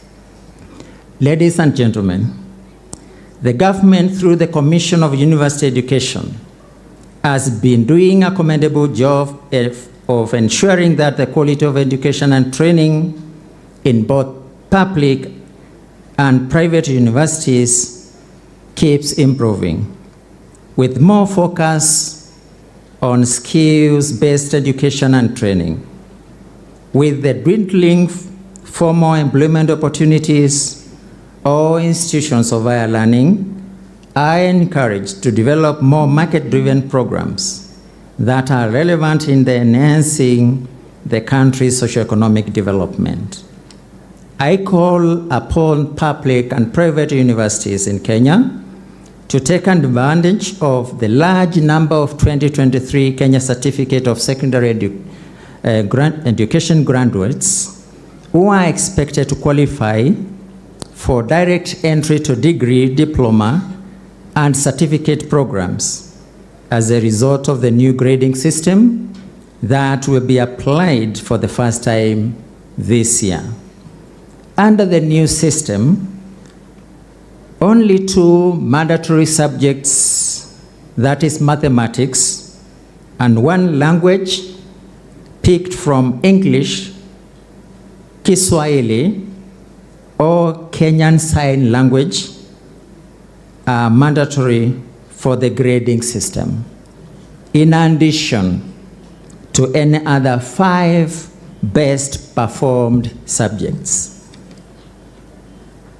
Similarly, I call upon all universities and TVET colleges to embrace the new financing model that has various benefits to the institutions of higher learning, including promoting equity, since there will be equitable allocation of resources, as well as promoting access tension. Under the new model, universities will be assured of regular and reliable income, since it is student-centered. I am happy to note that the private universities such as KEMU are already embracing the model applied for funding through new higher education funding model for students that were placed by Kenya universities and the college's Central Placement Service, that is COOPS.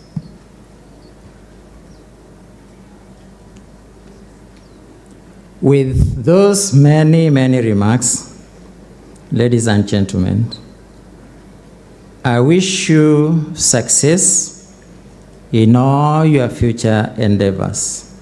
Thank you, and may God bless you.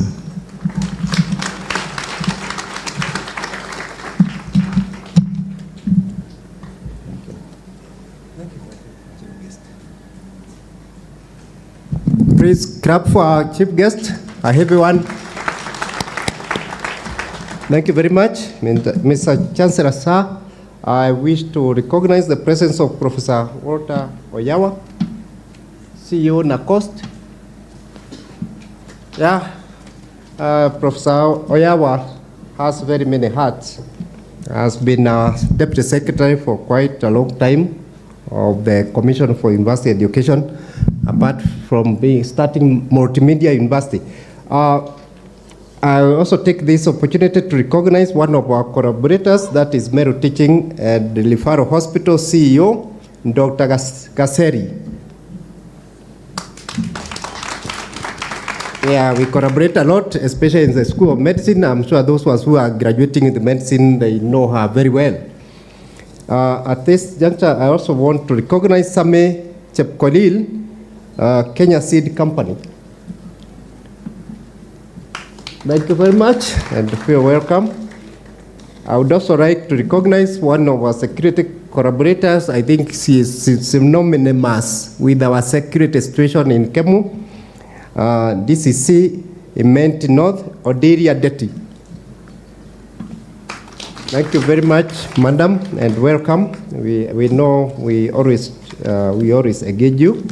Well, we'll be having several other people. Mheshimiwa has decided to request to be allowed to go for another function.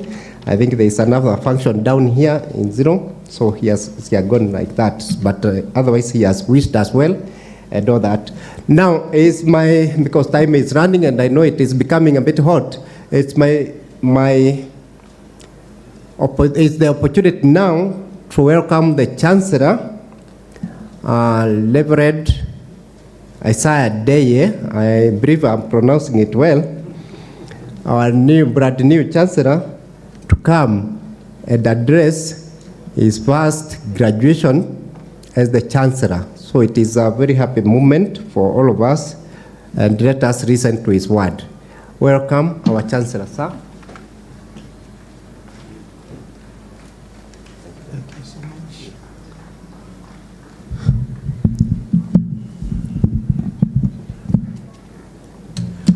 Thank you so much. Let me take this opportunity also to recognize a few people. We have the ministers that are serving our church, and they are here. So, ministers, please, simameni na you wave to the congregation. Thank you so much. With me also, I have the synod bishops who are here with me. Kindly, synod bishops, stand and wave again. I know you are ministers, but this time as bishops. Thank you. Of course, yesterday I introduced my wife, and let me introduce my wife again. Thank you so much. Thank you so much. Spouses of ministers, who are spouses, na msimame pia msalimie. Thank you so much. Thank you so much. Okay, I think we are all covered. So, let me take this opportunity to read my speech addressed by the Chancellor, Reverend Isaiah Deye, during this graduation of the 23rd. Our chief guest, the Cabinet Secretary of Education, in absentia, esteemed guests, members of the Methodist Church leadership, University Board of Trustees, University Council, University Management Board, the Senate, faculty and staff, students, ladies and gentlemen, I stand before you today as the newly installed Chancellor of Kenya Methodist University, humbled and inspired by the extraordinary achievements of the graduating class 2023. As I confer to you various degrees, diplomas, certificates, and other prestigious awards, I charge you to embrace your roles as healers and transformers of the society.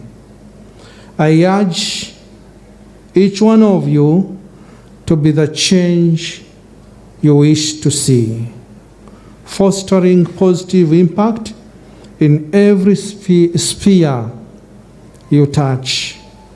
Let the values instilled in you during your time at KEMU guide your actions, as well as enable you to create a ripple effect of excellence wherever life takes you. Our commitment to the objectives of both university and TVET education remains unwavering, with a dedicated focus on enriching the cultural and social fabric of the society. I assure you that the university will adhere to the national values and principles of governance as outlined in Article 10 of the Constitution.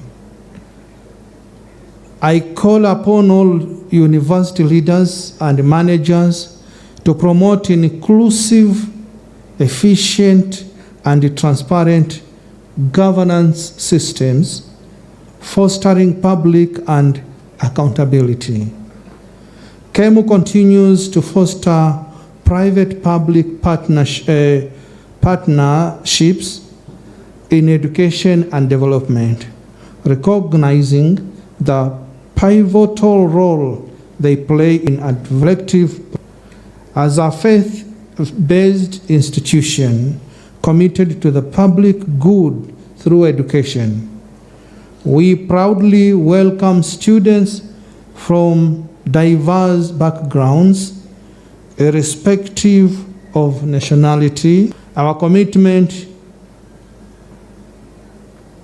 to inclusivity remains 3,434. In conclusion, I share the timeless words of Saint Francis of Assisi, who said, "Lord, make me an instrument of your peace. Where there is hatred, let me sow love. Where there is injury, pardon. Where there is doubt, faith. Where there is despair, hope. Where there is darkness, light. Where there is sadness, joy." May these words guide you as you embark on your unique journeys, bringing light to the places you venture as you uplift those around you. Congratulations to the class of 2023. You have our best wishes and prayers for your future endeavors. Let us all remember, as you go out there, please remember KEMU, because the future is here. Thank you, and may God bless you all. May God bless KEMU, and God bless Kenya, Africa, and beyond. Thank you so much, and God bless you all. Thank you very much, Mr. Chancellor. Thank you. Thank you. I would expect a little bigger applaud for that. I even expect the police bar to give us an interlude on that, just to recognize the messages that have been given to us from the various speakers this morning. Thank you. I think we should be happy that we have been given very key messages on how to move forward, and how to move forward as an institution, and also as individuals, those who are graduating today. Mr. Chancellor, sir, and our chief guest, I want now to invite the Deputy Vice Chancellor, Academic and Student Affairs, Reverend Dr. Mary Kinoti, who will then also bring to us the deans of various schools and the director of the KEMU TVET to present to us the graduates for the conferment of degrees and the award of certificates and diplomas. Reverend Mary, karibu.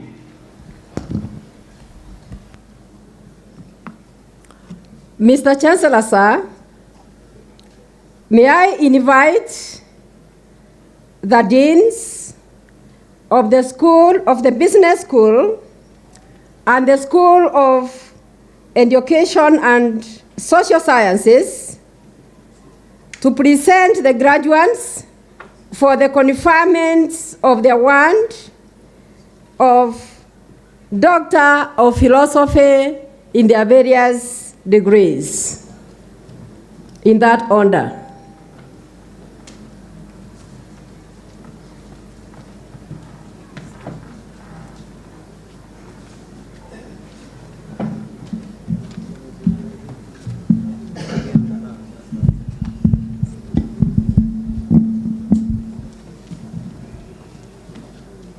Mr. Chancellor, sir, in the 2023 academic year, the following 8 candidates satisfying the Board of Examiners of Chem Business School and Senate for the conferment of Doctor of Philosophy, Business Administration, and Management degree of Kenya Methodist University. Finance option, Karemi Jerry Ann. Thesis title, Inference of Financial Advisory Services on Access of Credit by Micro-Enterprises in the Formal Sector in Kenya. Supervisors, Dr. Bernard Baimwera and Dr. Joshua Milui. Edwin Mugo Geshoki. Thesis title, Relationship between money remittance factors, economic growth rates, and growth of financial sector in Kenya. Supervisors, Dr. Jirian Mwaniki and Douglas Ogola. Kindly bring the candidate forward. Strategic management option, Wanjara Nasimiu Violet. Thesis title, Inference of Children's Savings Account Attributes on Brand Loyalty Among Commercial Banks in Kenya, Mediating Role of Saving Culture. Supervisors, Professor Engineer Thomas and Dr. Wilson Mwema.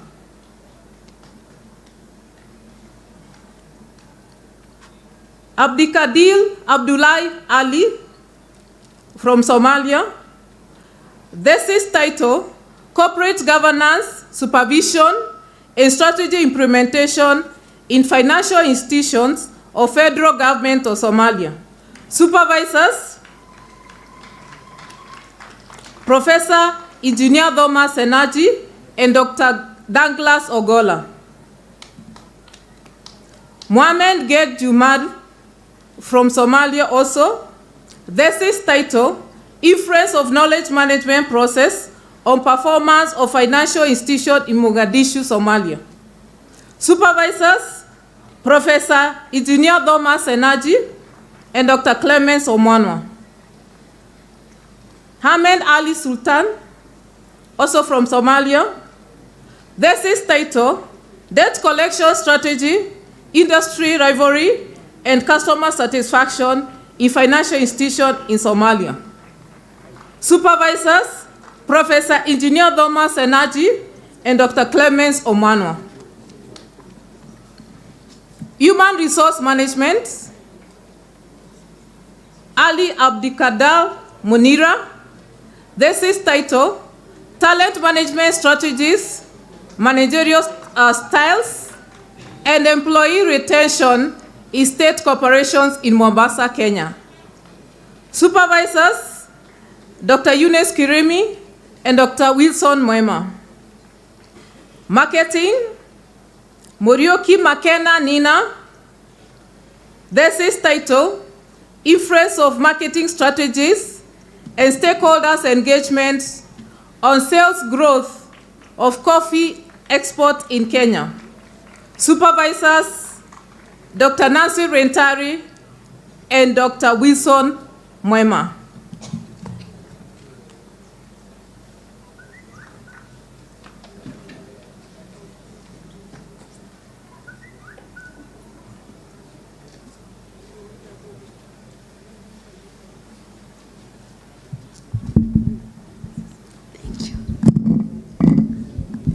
Mr. Chancellor, sir, in the 2023 academic year, the following 7 candidates satisfied the Board of Examiners of the School of Education and Social Sciences and the Senate for the conferment of respective Doctor of Philosophy degrees of Kenya Methodist University, Doctor of Philosophy, Leadership and Education Management, Mutungi Kabanja Glory.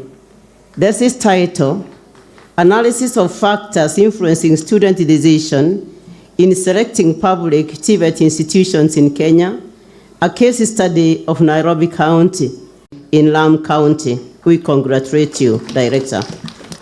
Supervisors are Flora Gela and Rosemary Kelambia. Next candidate, Rose Bodo Monene. Thesis title, Preparedness in Curriculum Implementation through Online Distant Teaching and Learning in National Technical Training Institutions in Kenya. Supervisors, Dr. Flora Ngela and Dr. Charles Kanyi. Next candidate, Wangechi Nancy Keanga. Thesis title, Assessment of Quality of Education in Secondary Schools in Kiambu County based on selected metrics. Supervisors, Professor Nefat Kaduri, posthumous, we respect you and may so rest in peace, and Professor Paul Gichoi. Now, Doctor of Philosophy in Religious Studies, we have Jennifer Kinya Rilangi, Reverend. This is titled, Influence of Spiritual Economic Project on the Growth of the Methodist Church in Kenya, a case of Kaga Synod, Kenya. Supervisors, Reverend Dr. Mary Kenoti, our DVC Academic Affairs, and Dr. Jologe John. Next candidate, Justice Patrick Kalani, our chaplain. We congratulate you.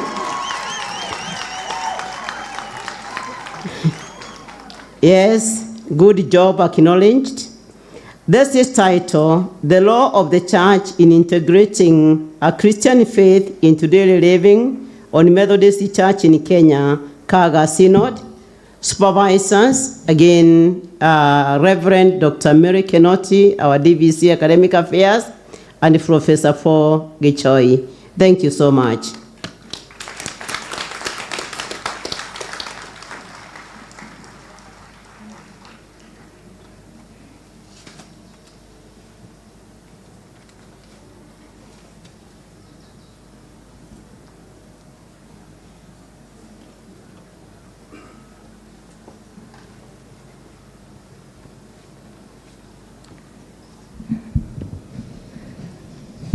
While the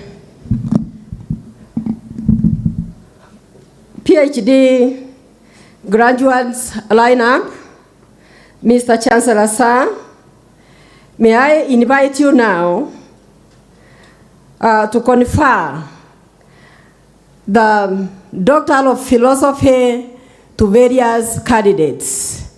I want to observe that from the 23 that are graduating, we have 3 students, international students from Somalia, Mr. Chancellor, sir, graduating with a PhD in business.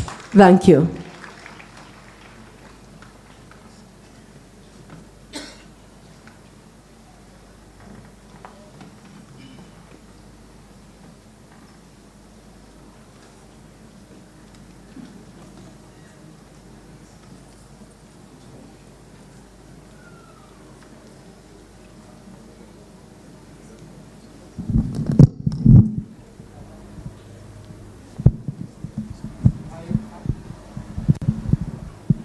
I admit you to the degree of Doctor of Philosophy of Kenya Methodist University, and by my authority, that of the entire university, give power to read and to do all that appertains to these degrees.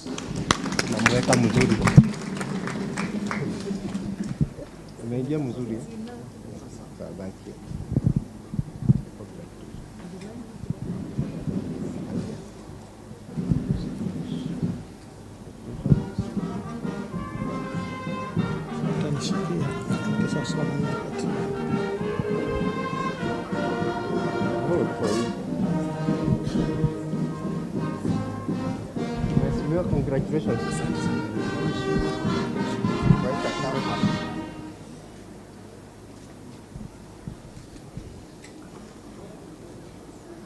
I admit you to the degree of Doctor of Philosophy of Kenya Methodist University, and by my authority and that of the entire university, give power to read and to do all that appertains to this degree. Shake the hand. Shake the hand.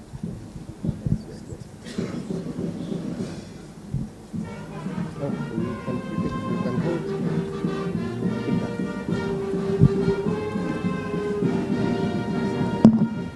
that.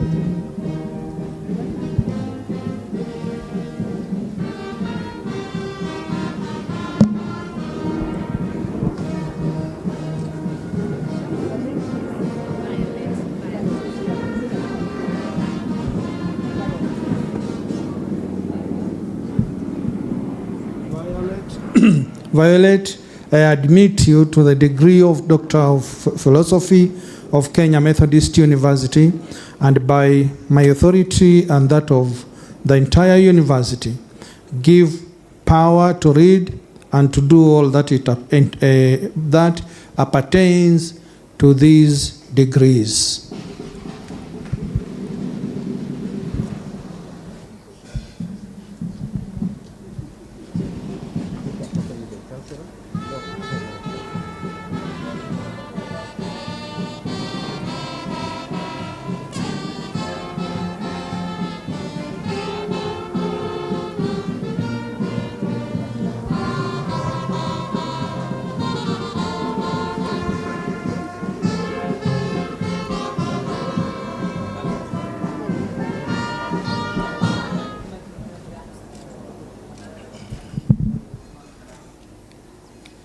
Ali, I admit to you the degree of Doctor of Philosophy of Kenya Methodist University, and by my authority and that of the entire university, give power to read and to do all that appertains to these degrees.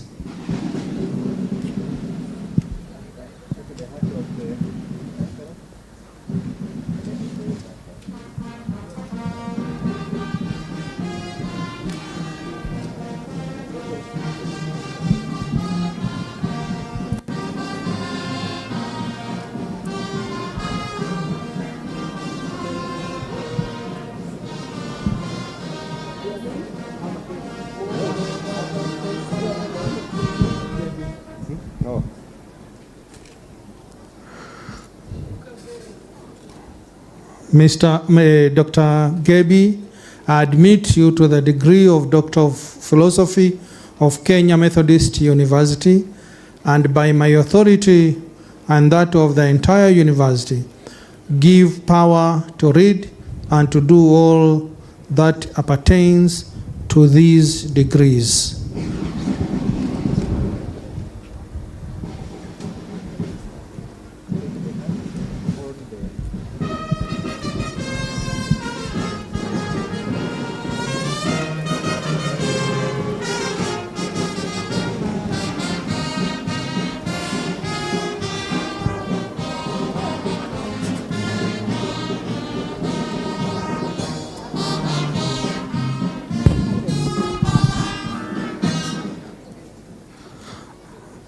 Dr. Ahmed, I admit you to the degree of Doctor of Philosophy of Kenya Methodist University, and by my authority and that of the entire university, give power to read and to do all that appertains to these degrees.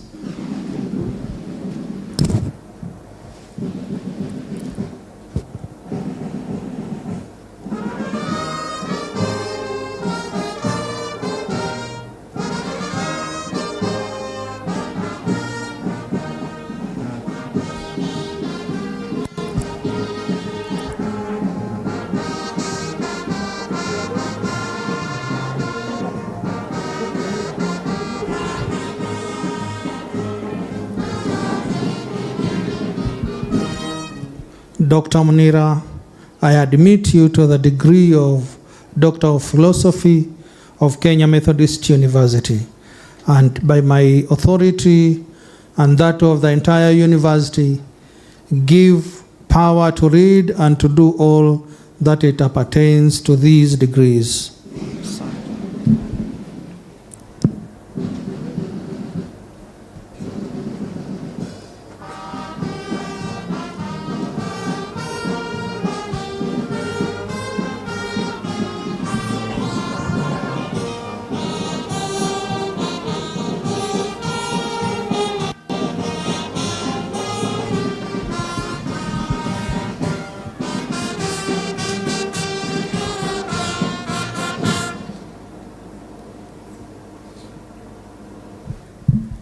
Dr. Nina, I admit you to the degree of Doctor of Philosophy of Kenya Methodist University, and by my authority and that of the entire university, give power to read and to do all that appertains to these degrees.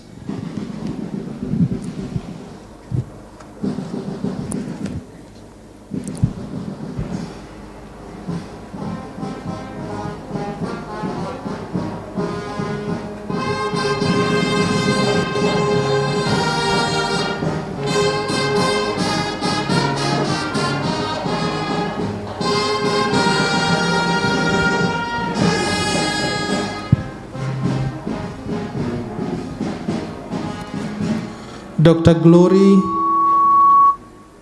I admit you to the degree of Doctor of Philosophy of Kenya Methodist University, and by my authority and that of the entire university, give power to read and to do all that appertains to these degrees.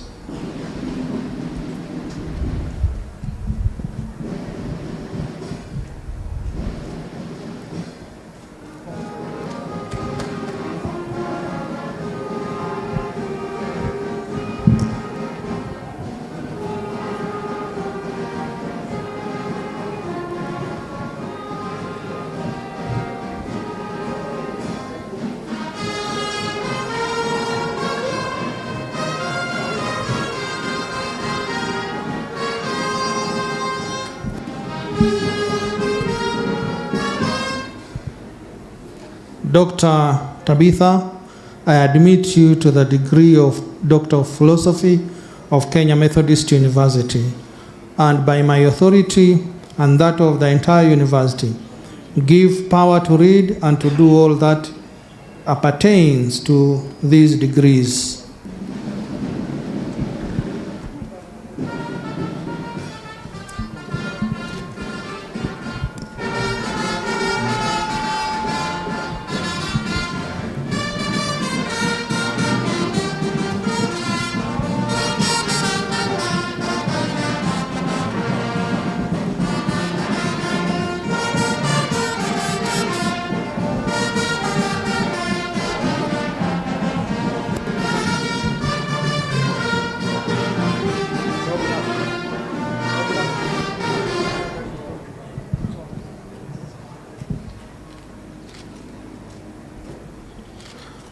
Dr.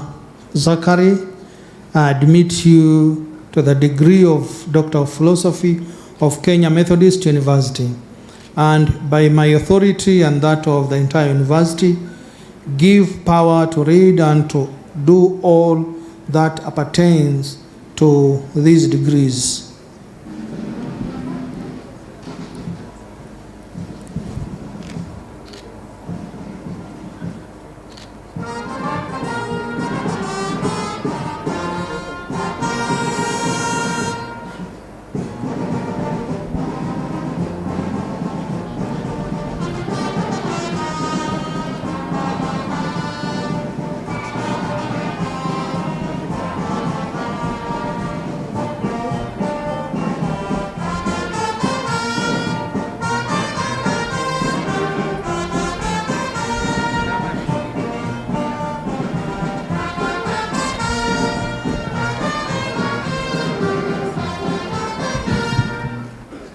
Dr. Rose, I admit you to the degree of Doctor of Philosophy of Kenya Methodist University, and by my authority and that of the entire university, give power to read and to do all that appertains to these degrees.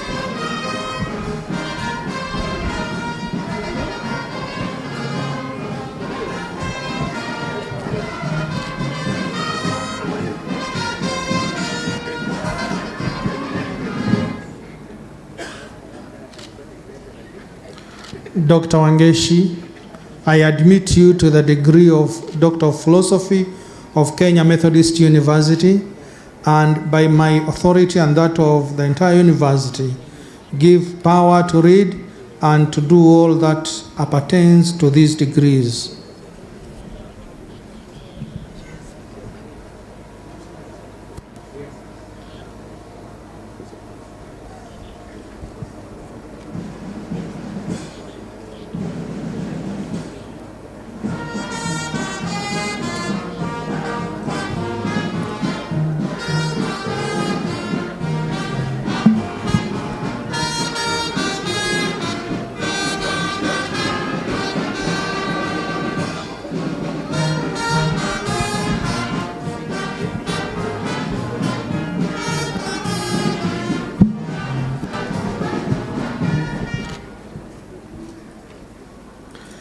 Dr. Jennifer, I admit you to the degree of Doctor of Philosophy of Kenya Methodist University, and by my authority and that of the entire university, give power to read and to do all that appertains to these degrees.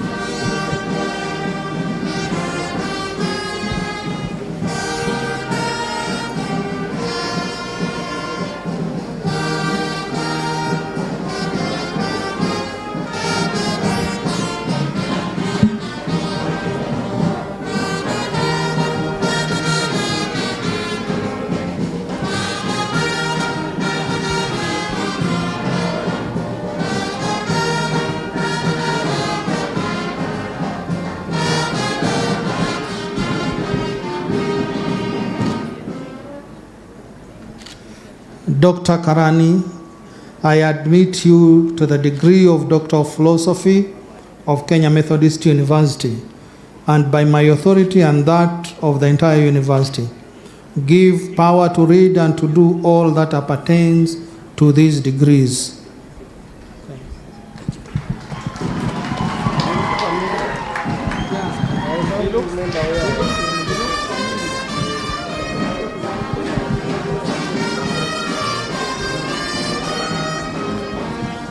Thank you. We now invite the Vice Chancellor, the Chancellor, our Chief Guest of Honor, Reverend Dr. Sam Kovia, and the founding father of the Kenya Methodist University, Reverend Dr. Lawi Imathiu, to join our PhD students, the newly graduates, for their photo.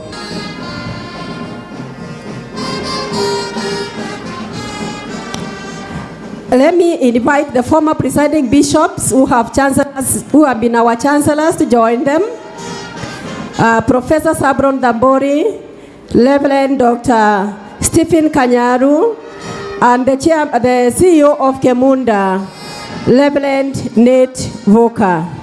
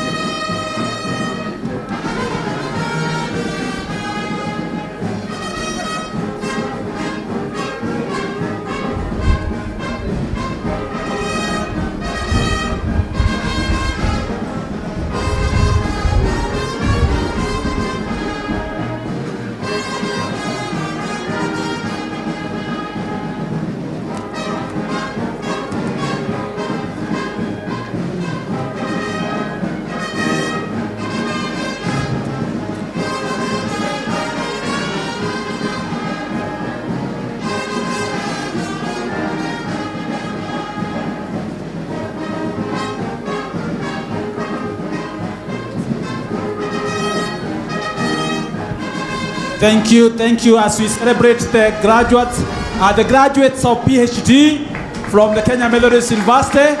Thank you, you make us proud. Go and let the world know what you have achieved by transforming the world. We congratulate you, our graduates of PhD. You can now formally use the term Dr. So-and-so, Dr. So-and-so. Thank you very much. We appreciate and congratulate you on that achievement. DVC, you may continue.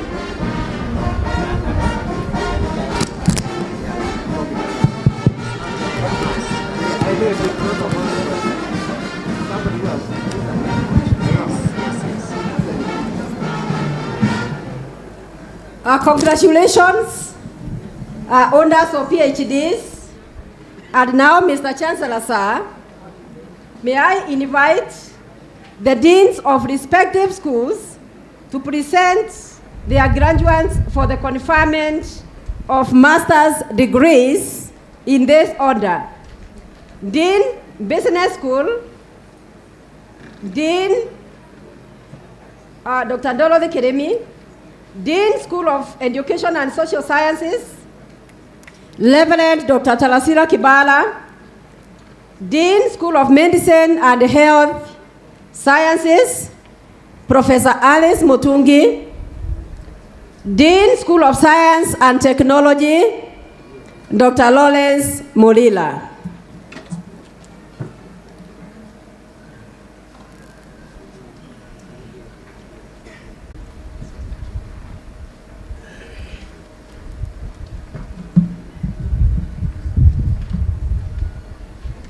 Mr. Chancellor, sir, in the 2023 academic year, the following 48 candidates satisfied the Board of Examiners, Methodist University. Master of Arts in International Relations, Entrepreneurship, Christine Kibet, Margot, Diangui Evelyn, Winfred Nafura. Master of Business Administration, Marketing, Arake Fatuma, Kuria Purity.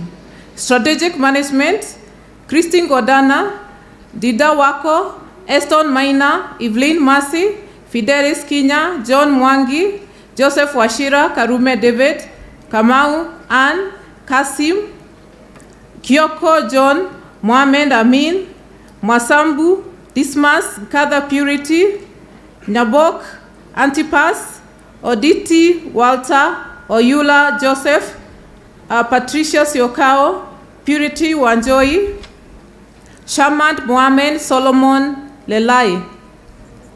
Master of Science in Finance and Investment, Kenneth Burugo, Kiambi Kaimenyi, Kiporil Janet, Munywa Wilta, Mwiresho Makena, Samuel Njoroge, Sora Atikia. Thank you and congratulations.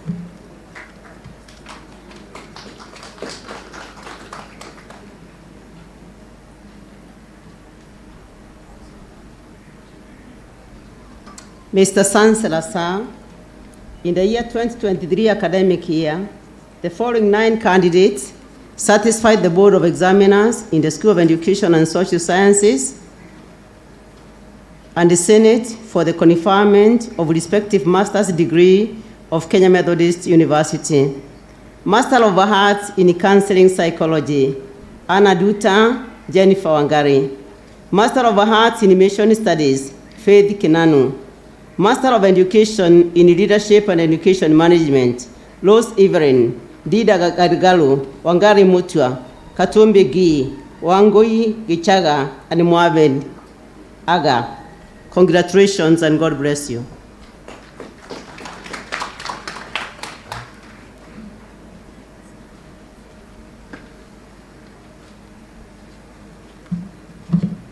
Mr. Chancellor, sir, in the 2023 academic year, the following 20 candidates satisfied the Board of Examiners in the School of Medicine and Health Sciences and Senate for the conferment of respective master degrees of Kenya Methodist University. Master of Public Health, Abdi Eden, Ntomutwera Murungi, Miriti Gaki, Mwaniki Bernard, Master of Science in Health Systems Management. Abagudo Nura, Alia Paul, Bunyari Abakuk, Caroline Mulanda, Justin Thuranira, Gonga Otieno, Nyaga Lilian, Nzioka Mbula, Onkoba Kemunto, Otieno Gasho, Samuel Odiek, Tore Wario, Waithaka Peter. Master of Science in Human Nutrition and Dietetics, Joseph Tongun. Master of Science in Nursing Education, Chebi Jepkemboy, Muthui Gonya. Congrats.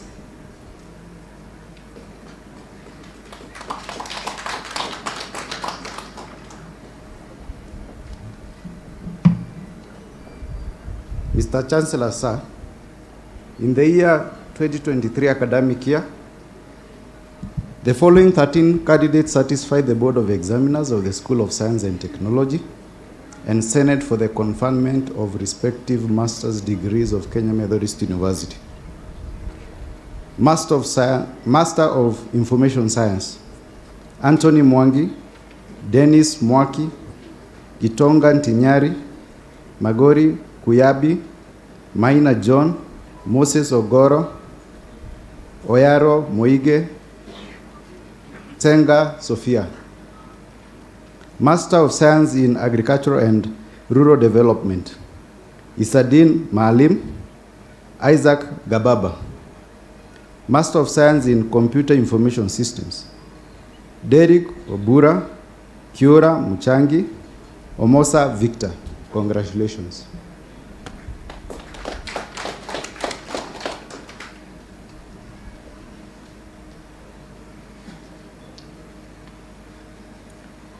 May all the graduates of the respective master's degrees of Kenya Methodist University remain studying for the conferment by the Chancellor.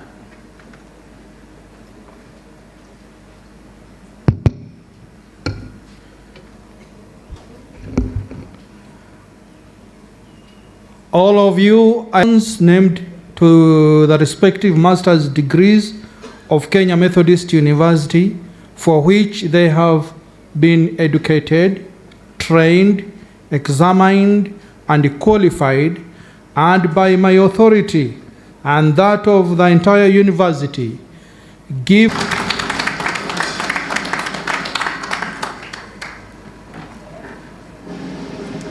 Congratulations, and you may take your seats now.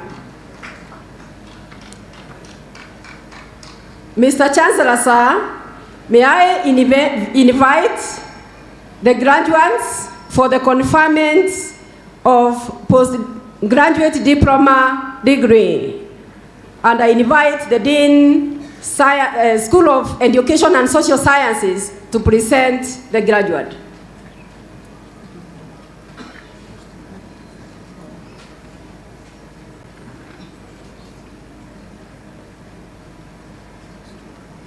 Mr. Chancellor, sir, in the year 2023 academic year, the following two candidates satisfied the Board of Examiners in the School of Education and for the award of Postgraduate Diploma of Kenya Methodist University. Postgraduate Diploma in Education, Distinction, Mungai Wenlos Waroye, Credit, Matumbe Morris Muchai. Thank you so much.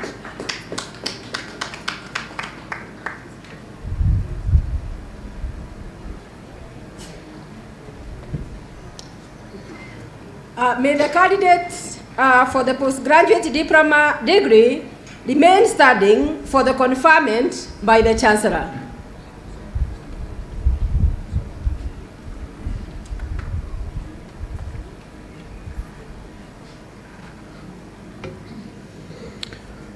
I admit the person named to the respective postgraduate degree of Kenya Methodist University, for which has been educated, trained, examined, and qualified, and by my authority and that of the entire university, give you power to read and to do all that appertains to these degrees. Congratulations.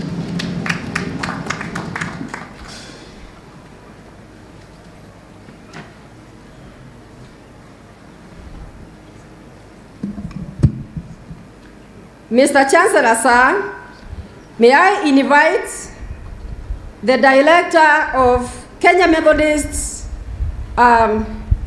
TVET Institute to present the candidates for the diplomas for the award of their certificates.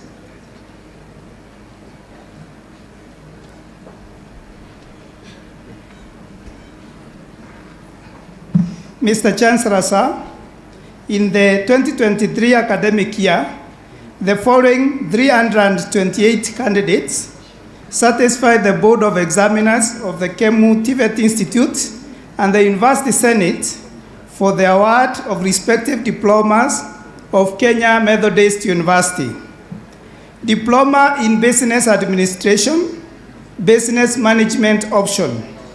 Credit, Zaitun, Kiplagat, Mboro, Judith, Rashid, Frida, Muirori, Caroline, Bridget, Anson, Mweru, Mohamed, Lual, Omar, Liz, Sumeya, Ibrahim, Miriam, Robin, Samira, Mwasia, Nyabura, Ronald, Abdurrahim, Christine, Mugambi, Mohamed, Murki, Mutingi, Abdikadir, Eva, Patiet, Abdullah Ali, Abdullah Salah, Andati, Mohamed, Fatuma, Wambugu, Aden, Mohamed, Kilonzo, Nyaga, Abdi, Dennis, Utikas, Chepto, Mushere, Rukia, Esther, Kahara, Ayen, Eimoi, Peter, Sauda, Kamau, Tutei, Wanjiku, Hanti, Yakub, Saida, Suma, Juma, Kirago, Said, Lawrence. Pass. Falis, Aisha, Abdirahman, Musin, Afso, Mulki, Said, Odo, Leon. Diploma in Business Administration, Human Resource Management option. Distinction, Shaur Mere Akol. Credit, Sophia Rab Abdillahi Morage, Eunice Abdirizak, Eric Akomo, Abdiwadud, Gadoni Mude, Aden, Mohamed, Amar, Adan, Masogo, Jennifer Karaoke, Sheikh, Suleika Abdi Kafar. Pass. Ilan Onesmus. Diploma in Business Administration, Marketing Management option. Credit, Njuki Abdurrahman. Pass. Mwania. Diploma in Business Administration, Procurement option.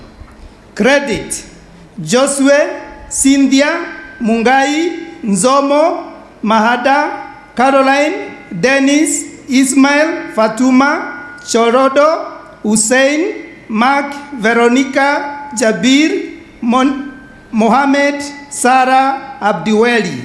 Pass. Abdi Khalif, Kuei, Zakaria. Diploma in Business Administration, Project Management option. Distinction, Ochin Calvin Alo. Credit, Kon Otieno, Yusuf, Mohamed, Mwendwa, Makoi, Mbugwa, Domoi, Katiwa, Abdirashid, Deko, Ruto, Mwangangi, Shueb. Diploma in Business Administration, Public Relations option. Credit, Kadrin Hassan Shakila. Diploma in Hospitality and Tourism Management. Credit, Ruth. Diploma in Hospitality Management, Credit, Ambale Kimani, Kuria Mungai Omondi. Diploma in International Relations.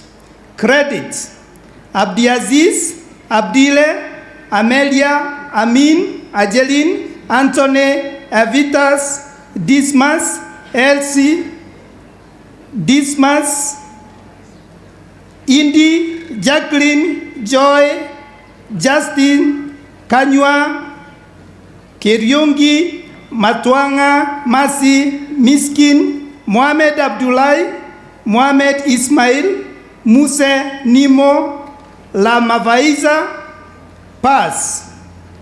Abdi, Abdiaziz, Abdi Majid, Ali, Ann, Clinton, Deng, Falis, Afsa, Huka, Jele, Kaitun, Kala, Katuli, Maduf, Maina, Masud, Meni, Mohamed Abdi, Mohamed Gedi, Mohamed Hassan, Mohamed Hussein, Mustaf, Nistaha, Njoki, Nyajima, Khalida, Lania, Salma, Sumaya, Zaituna. Diploma in Travel and Tourism Management. Credit, Kendra Opio. Diploma in Call to Church Ministry. Distinction, Amuma John Silas. Credit, Ann Kinya, Ann Kajuju, Edward Kawera, Moffat, Nicholas Owen. Diploma in Counseling Psychology. Credit, Akoth Astrid, Joanna Kangede Njero Sadia. Diploma in Criminal Justice and Security Management. Credit, Abdi Fatah, Aloy, Duncan, Jackson, James, Makwak, Njero. Diploma in Education. Credit, Gaki, Okelo. Pass, Otieno. Diploma in Journalism. Credit, Esther, Katwek, Hafsa, Majeni, Waidhuki, Wajiro. Pass, Surikabide. Diploma in Theology. Distinction, Ndado Mutedia Isaac. Credit, Caroline Mokiri, Caroline Kobito, Chokera, Ezekiel, Joseph, Kaivi, Kidetu, Maureen, Mugambi, Morioki, Morogo, Moronge, Nchene, Ntanyiru, Ombati, Prudence, Victor. Pass, George. Diploma in Business Information Technology. Credit, Abdi Fatal, Abdi Kadir, Abdi Kani, Abdile, Abdulaziz, Adenul, Edo, Fatu, Grace, Henia, Kanyi, Kilonzo, Michael, Mohamed, Mukanzi, Mutuku, Osman, Shora, Yegon, Eunice. Pass, Abdi, Ali, Ilmi, Makal, Modid, Mushengezi, Yusuf. Diploma in Computer Information Systems. Distinction, Eric Kitonyo Rumunge. Credit, Abdiaziz, Abdiwahad, Abdiwahali, Ashuza, Eddie, Akai Kiprotich, Kobuti, Makikonzi, Conte, Mohamed, Mugambi, Mova, Nasra, Nur, Andato, Sumeya, Wongani. Pass, Abdirahim, Achin, Hassan, Majok, Nyamawi. Diploma in Information Science. Credit, Atuya, Choge, Kerry, Laurin, Njero, Odwor, Rotich, Shamira. Pass, Akeri Mbajira. Diploma in Business Management, Level 6. Distinction, Bahaji Umazi Millicent. Doreen Kawera Diaine, Ntarangwi Kajuju Miriam Roda Kanywa. Credit, Abdul Hussein Gasheri Kenneth Omondi. Diploma in Community Health, Level 6. Distinction, Abdub Harosora Ware Duba Elema. Credit, Ahmed. Diploma in Horticulture, Production and Processing, Level 6. Distinction, Mbogo Wangoi Sarah. Diploma in ICT Technician, Level 6. Distinction, Dogura Sylvester Kukuton. Credit, Michelle Mio. Diploma in Project Management. Distinction, Kinoti Joy McKenna.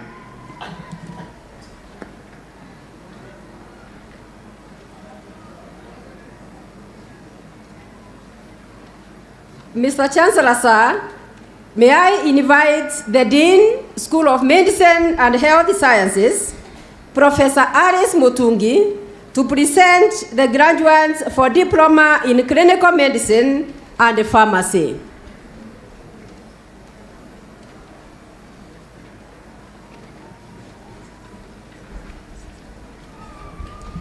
Mr. Chancellor, sir, in the 2023 academic year, the following 13 candidates satisfied the Board of Examiners in the School of Medicine and Health Sciences and Senate for the award of respective diplomas of Kenya Methodist University.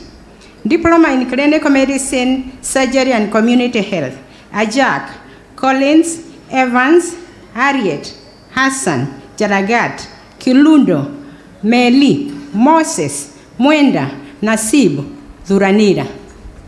Diploma in Pharmaceutical Technology, Otieno.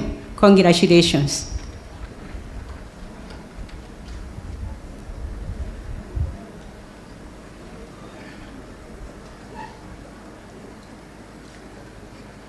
May all the graduates of respective diplomas of Kenya Methodist University please stand.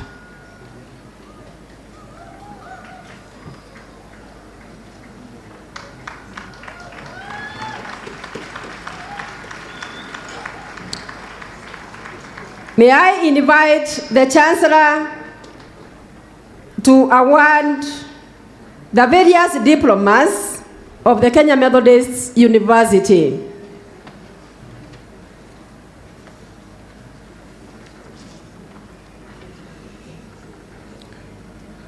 I admit the persons named to the respective diplomas of the Kenya Methodist University.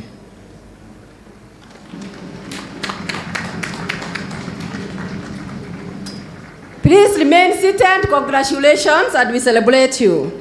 May I invite the Director, Kenya Methodist Tibet Institute, to present the candidates for the award of certificates in various programs.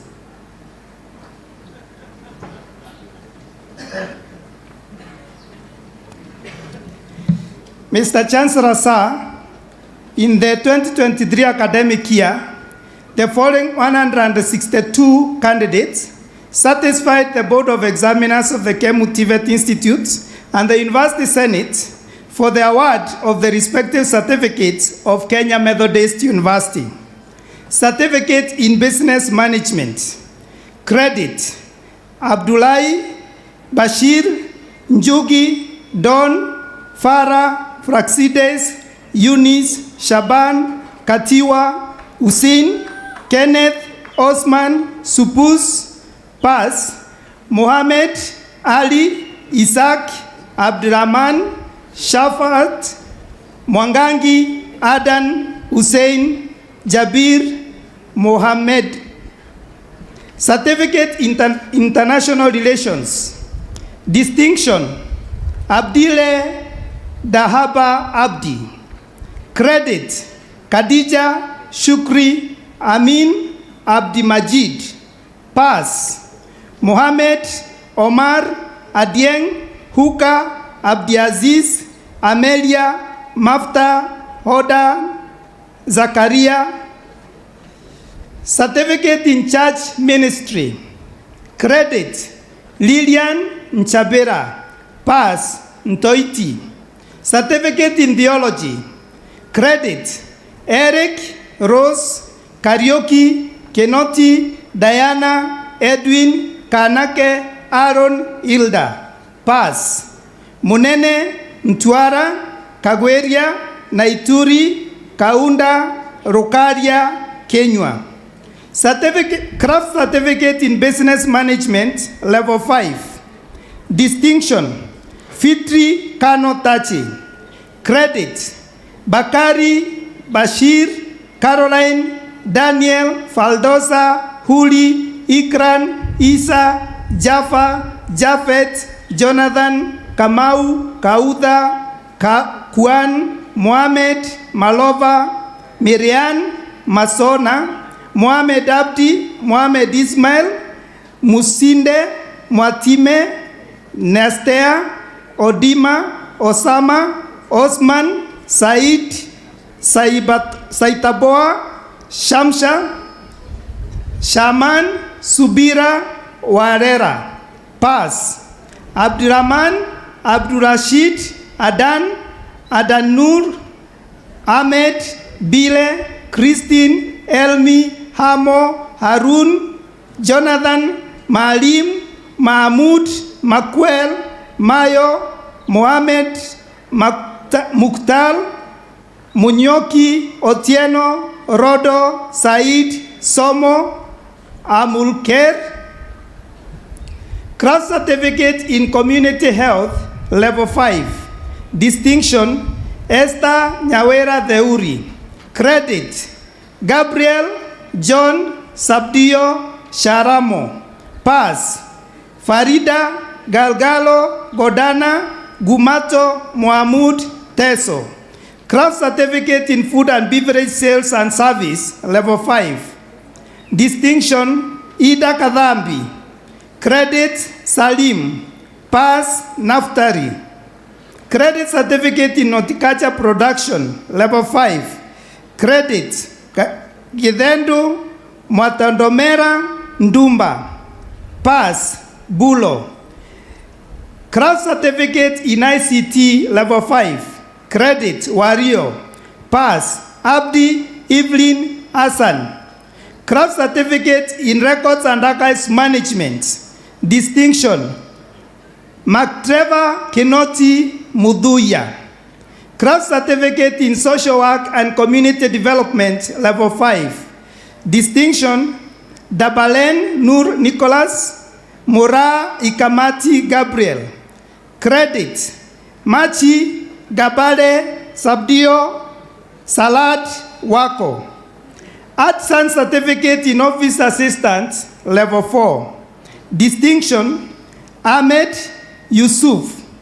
Credit, Achor, Caroline, Kashoya, Guleit, Ibrahim, Ikran, Isaac, Karani, Beni, Mohamed, Mushiri, Mwanzia, Sarah, Somba. Pass. Dennis, Hassan, Joshua, Mukunu.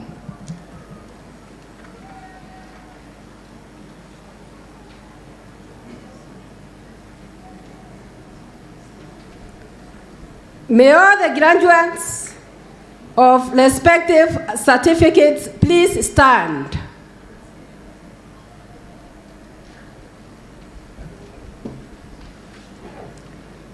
Can we see the graduates of the certificates? Where are they seated? Can they stand, please?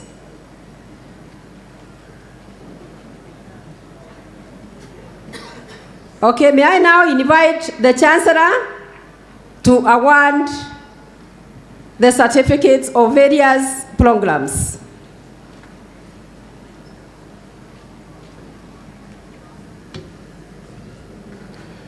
I admit the persons named to the respective certificates of Kenya Methodist University.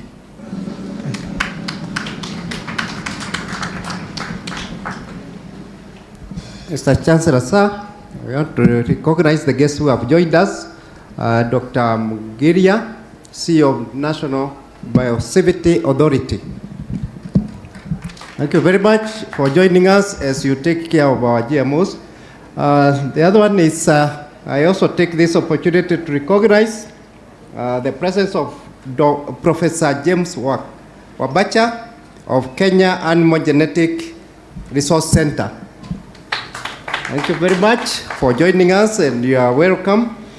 I think I had, in my speech, I mentioned about our development partners, and I talked about Kemuda, and I took Reverend Nate, who is the team leader of our friends from America, and I would request Nate and the other members from Kemuda to stand up and to recognize them. Kemuda, David?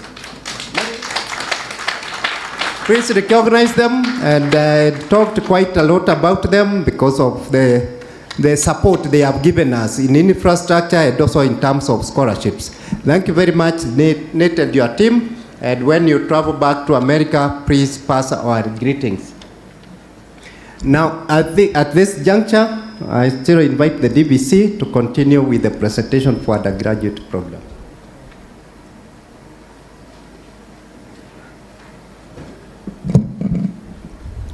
Mr. Chancellor, sir, may I invite the deans of respective schools to present graduates for their award for the conferment of various degrees of Kenya Methodist University, and they will come in this order.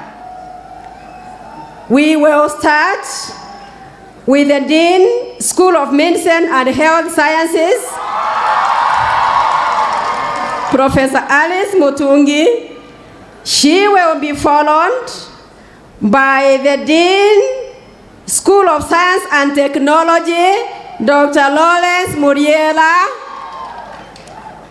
He will be followed by the Dean, School of Education and Social Sciences, Reverend Dr. Talasila Kibala. And she will be followed by the Dean, Business School, Dr. Dorothy Kilemi.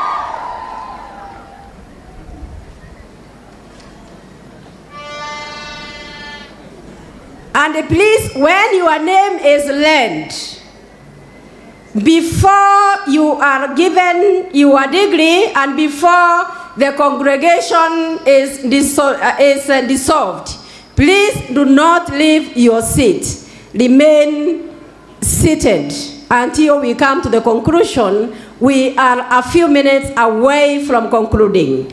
Professor Mutungi.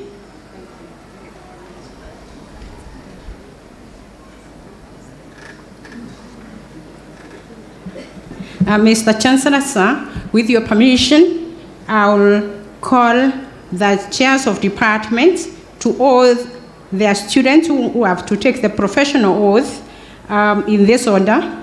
Bachelor of Pharmacy, and then Bachelor of Clinical Medicine, and Bachelor of Medical Laboratory Sciences. They will take the same oath. So we start with the pharmacy, then we go to clinical medicine, medical laboratory sciences, and I'll finally take the graduates of medicine to take the Hippocratic oath. Thank you.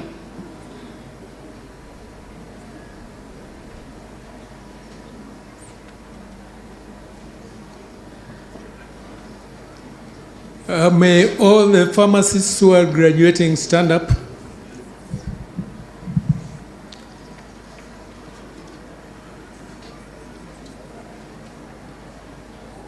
Please lift your right hand and quote the following oath after me. I, Doctor, mention your name.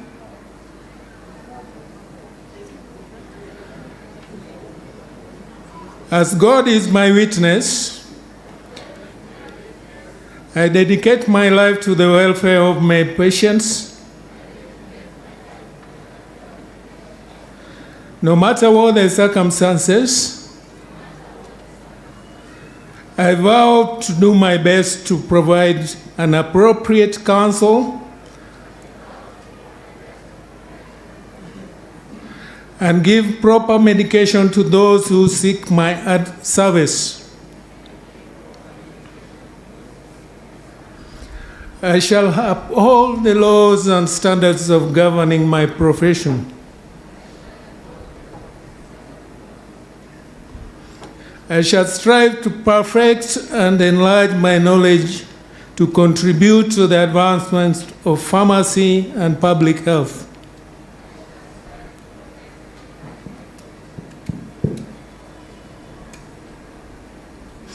I shall follow the system which I consider best for pharmaceutical care and counseling of patients. I shall follow the system which I consider best for the pharmaceutical care and counseling of patients. With gratitude to God for the opportunity to serve humanity, I will make an effort to increase my knowledge and skills as I practice professional pharmacy. With gratitude to God for the opportunity to serve humanity, I will make an effort to increase my knowledge and skills as I practice professional pharmacy. Putting aside self-interest and pursuing righteousness at all times, I aspire to reflect God's mercy and compassion in caring for those suffering in body, mind, and spirit. Putting aside self-interest and pursuing righteousness at all times, I aspire to reflect God's mercy and compassion in caring for those suffering in body, mind, and spirit. I will respect the sanctity of life and avoid any treatment that may deprive humanity of the gift of life. I will respect the sanctity of life and avoid any treatment that may deprive humanity of the gift of life. Always aware that God loves each of us and can foster healing for all diseases, I will encourage an attitude of hopefulness in all my patients. Always aware that God loves each of us and can foster healing of all diseases, I will encourage an attitude of hopefulness in all my patients. I'll remember that there is an art as well as a science to the practice of pharmacy where warmth, sympathy, and understanding is the aim to enhance the effectiveness of the medication I dispense.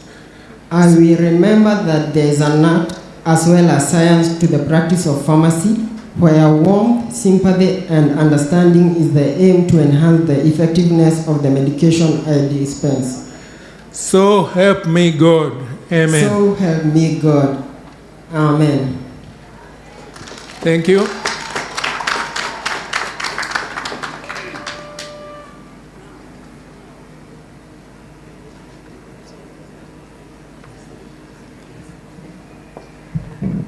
Mr. Chancellor, sir, the following students in clinical medicine and community health, medical laboratory sciences will say an oath as they go out to commit their services to the sick and to the needy. Kindly be upstanding, please. And your hands on your bosom or chest. Say after me loud and clear to give the evidence you will serve the Kenyans faithfully. I solemnly pledge in the presence of Almighty God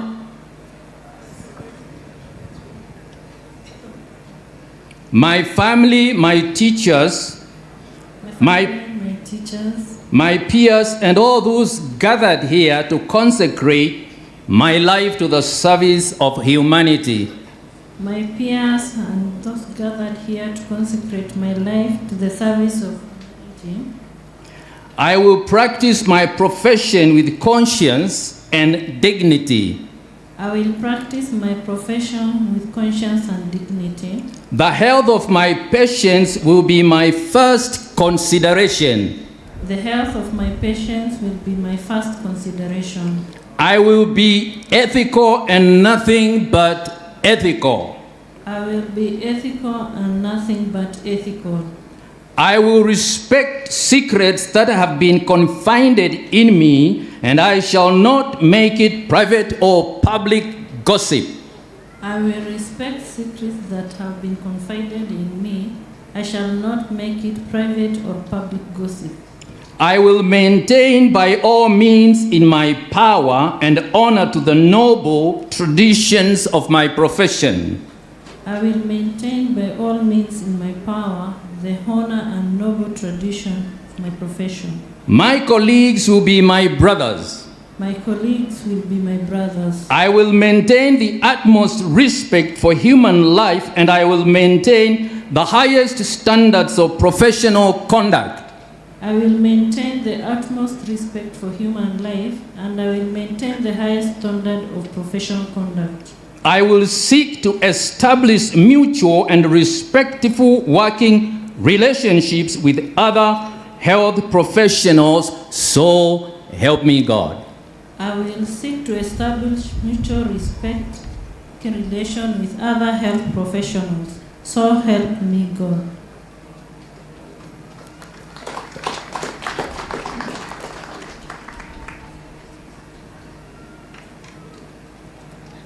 Mr. Chancellor, sir, the Bachelor of Medicine and Bachelor of Surgery graduates will now take the oath. Kindly be upstanding.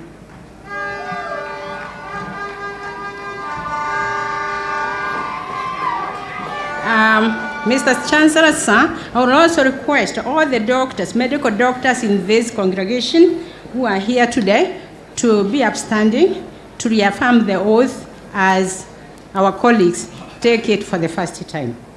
Doctors, please. Lift your right hand and say this after me.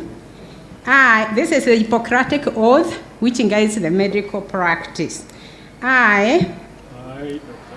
Say your name. Solemnly pledge myself to consecrate my life to the service of humanity. Solemnly pledge myself to consecrate my life to the service of humanity. I will give to my teachers the respect and gratitude which is their due. I will give to my teachers the respect and gratitude which is their due. I will practice my profession with conscience and dignity. I will practice my confession with conscience and dignity. The health of my patient will be my first consideration. The health of my patient will be my first consideration. I will respect the secrets which are confided in me even after the patient has died. I will respect the secrets which are confided in me even after the patient has died. I will maintain by all the means in my power the honor and the noble tradition of medical profession. I will maintain by all the means in my power the honor and the noble tradition of medical profession. My colleagues will be my brothers and sisters. My colleagues will be my brothers and sisters. I will not permit considerations of religion, nationality, race, party politics, or social standing to intervene between my duty and the patient. I will not permit considerations of nationality, race, party politics, or social standing to intervene between my duty and the patient. I will maintain the utmost respect for human life from its beginning, even under threat, and I will not use my medical knowledge contrary to the laws of humanity. I will maintain the utmost respect for human life from its beginning, even under threat, and I will not use my medical knowledge contrary to the laws of humanity. I make these promises solemnly, freely, and upon my honor. I make these promises solemnly, freely, and upon my honor. So help me God. So help me God. Thank you. Thank you. Please sit. Mr. Chancellor, sir, I will now read the names of the graduates. Mr. Chancellor, sir, in the 2023 academic year, the following 541 candidates satisfied the Board of Examiners in the School of Medicine and Health Sciences and Senate for the award of respective bachelor degrees of Kenya Methodist University, Bachelor of Medicine and Bachelor of Surgery. Abdirahman, Abdurai, Abdurazak, Abigail, Abubakar, Ado, Agwang, Ali, Alio, Andaje. Are you standing as I read your names? Please be standing. Atieno, Kisa, Kibeti, Kimutai Kipchil, Kimutai Kipchichil, Kimutai Kipiato, Kinandu, Kipulimo, Kiprop, Kirimi, Kitinga, Koech, Lilian, Loishiru, Lulei, Maburuk, Maganga, Mayuma, Maka, Malit, Maritim, Masai, Mbindio, Borifue, Mukarenga, Mohamed Hassan, Mohamed Leila, Mohamed Nur, Moipei, Momanyi, Mutakai, Mwathe, Vanessa, Wafula, Wanjiku Rusian, Wanjiku Sharon, Wanjiru, Wanyonyi. Bachelor of Pharmacy, Abdi Kiplangat, Abdi Zak. Achieng, Ali, Aminga, Asava, Atieno, Busolo, Chepkoril, Collins, Daniel, Doreen, Edwin, Fatma, Vozia, Kichura, Hassan, Jepkemei, Jepkoesh, Kabui, Kayumbi, Kisa, Kimanzi, Kimathi, Kipchumba, Kipsang, Kipto, Kisanya, Lewis, Macharia, Maingi, Margaret, Mau, Mayende, Muhiri, Muli, Mumo, Mundia, Murimi, Musiu, Musula, Muridhoi, Muya, Mwangi, Muia, Natasha, Nkoroi, Ndhumbi, Nyongeza, Nzioka.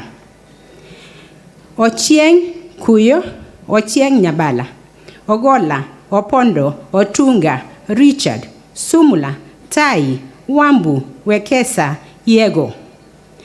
Bachelor of Science in Clinical Medicine and Community Health.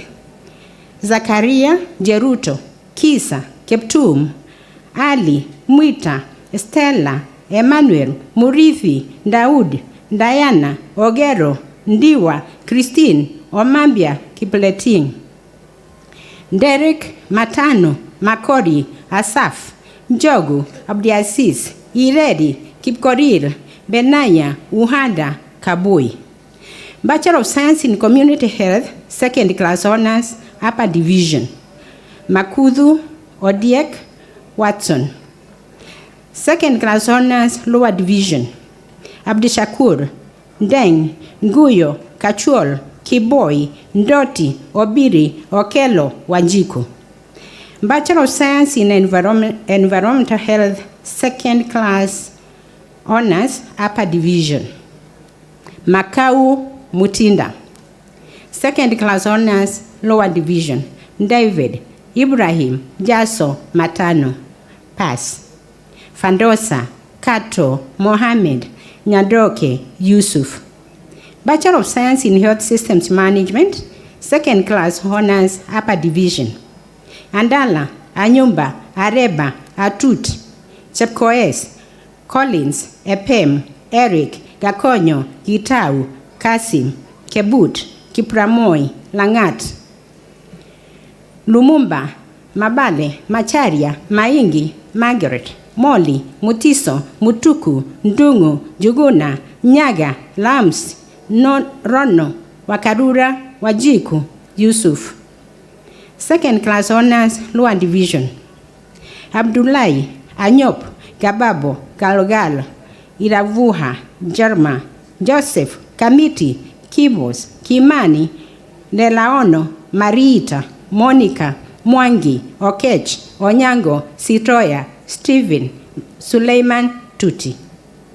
Bachelor of Science in Human Nutrition and Dietetics, Second Class Honors, Upper Division.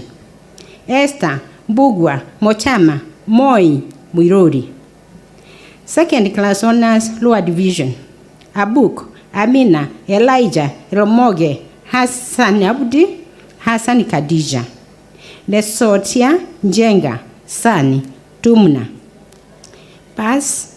Abdinur, Faria, Kaaman. Mariama, Musdaf. Bachelor of Science in Medical Laboratory Sciences. Abdullahi, Andrew, Anyigo, Arumba, Chanjiri, Cherono, Christine, Duncan, Evans, Francis, Garata, Gitau, Jemtai, Jerotich, Joas, Kabu, Kaile, Kanyara, Karuidha, Kihu, Kilonzo, Kipkurui, Koril, Kulei, Linguli, Marebe, Marita, Mark, Maureen, Moga, Mustafa, Mwanzia, Nabalayo, Nancy, Nelly, Getich, Nyaata, Okoth, Oluoch, Osoro, Otieno, Oyangi, Prudence, Sam, Sang, Sharon, Vincent, Viola, Wafula, Wairimu, Walter. Bachelor of Science in Nursing.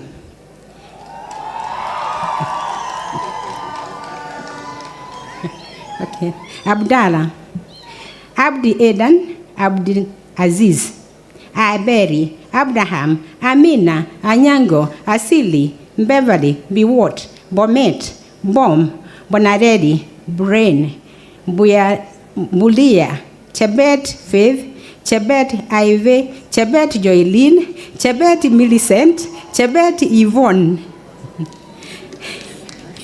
Cheboy, Chebunyei, Chelangat, Chemtoy, Chepchumba, Chepkoech, Chepgaitich, Chepto, Chepwogen, Cheriot Jamutai, Cheriot Joy, Chesire, Shiku, Clinton, Collins, Daniel, David, Dennis Kipkoech, Dennis Ouma, Desmond, Doreen, Immaculate, Esinyen, Geoffrey, Gideon, Gilbert, Githaiga, Grace Kanini, Grace Lillian, Afsa, Irungu, Isava, Ismahani, Jacqueline, Jackson, Jacob, Jael, Jepchachil, Catherine, Jepchachil, Lydian, Jepchumba, Jepkoech, Jepkoril, Joanne, Job,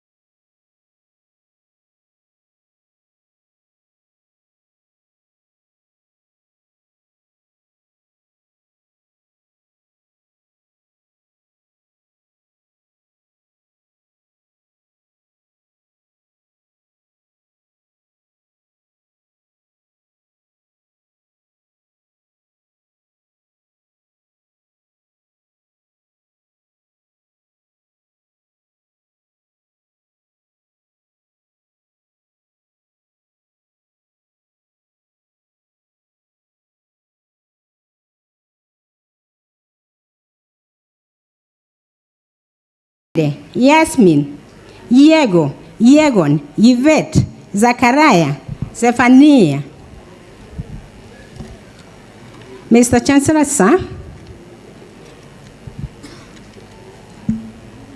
their names, MBCHB, continued, Bachelor of Medicine, Bachelor of Surgery, Mochiri, Munge, Musa, Muturi, Moyala, Mwangangi, Mwega, Nandim, Ndolo, Ndunge, Ngugi, Nyabuto Alvin, Nyabuto Buta, Nyakina, Ochar, Olum, Odiek, Ouko, Oumo, Ouma, Owino, Rashid, Rono, Samuel, Shukri, Situma, Sophia, Stanley, TB, Tom, and Towet. Congratulations.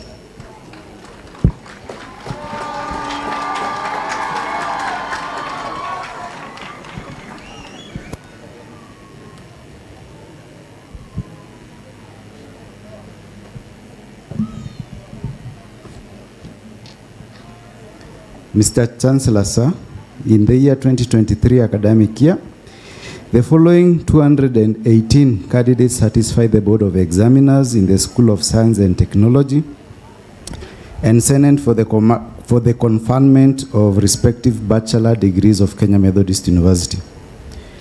Bachelor of Business Information Technology, first class honors, Sodowo Sirayon.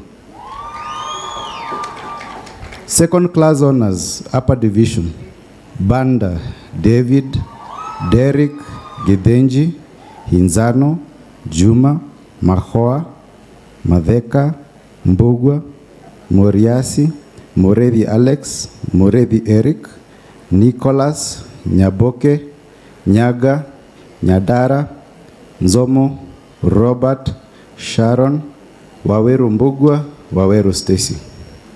Second class lower division, Abdina Majid, Ado, Akech, Anyango, Bashir, Bule, Echenje, Edna, Alin, Ashoki, Gideon, Isaac, John, Joshua, Julius, Kelvin, Kiange, Kiboy, Kuer, Those who Marion. have not, sorry for a minute. Those who have been called their names, you have not been conferred with the degrees. So please do not leave. Otherwise, you need to come back next year for the conferment. It is cheaper to stay and you have to come back. Kemboi, Kuer, Marion, Masha, Muredi, Motisia, Mwaneki, Ndichu, Ndungu, Ngina, Gor, Riel, Sambul, Sunday. Pass option. Second class honors upper division, Kiprop. Bachelor of Science in Agriculture, production option. Second class upper division, Ager, Chelagat, Eda, Irene, John, Jonathan, Leting, Loiford, Mukhtar, Mulika, Nyokabi, Pamela.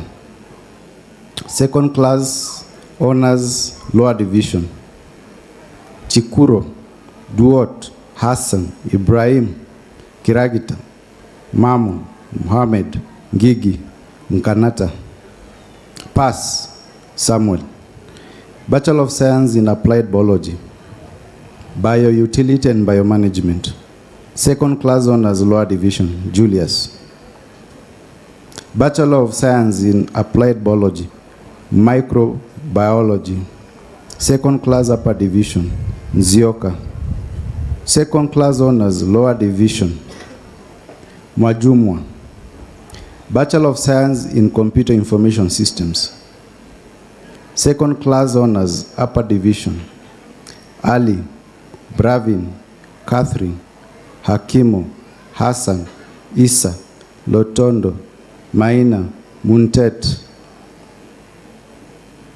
Mwangi, Njoroge, Nyambura, Oprah, Teddy. Second class honors lower division, Abdirizak, Baikol, Ahmed, Albert, Cherop, Duncan, Daniel Kipiegon, Daniel Wairagu, Raha,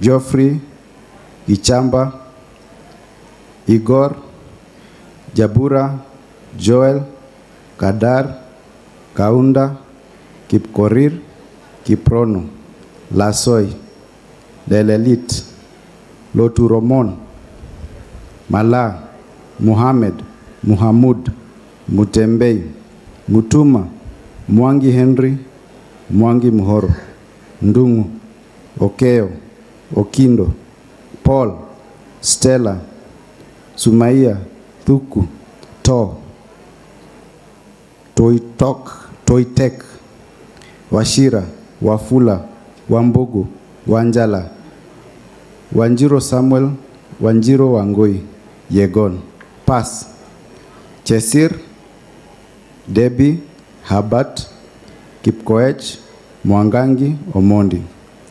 Bachelor of Science in Information Science, second class honors upper division, Abraham, Amondi, Atonya, Kipngetich, Kipcheruto, Deborah, Doris, Jemurgor, Kana, Mutitsa, Musau, Bala, Robert, Steve Biko.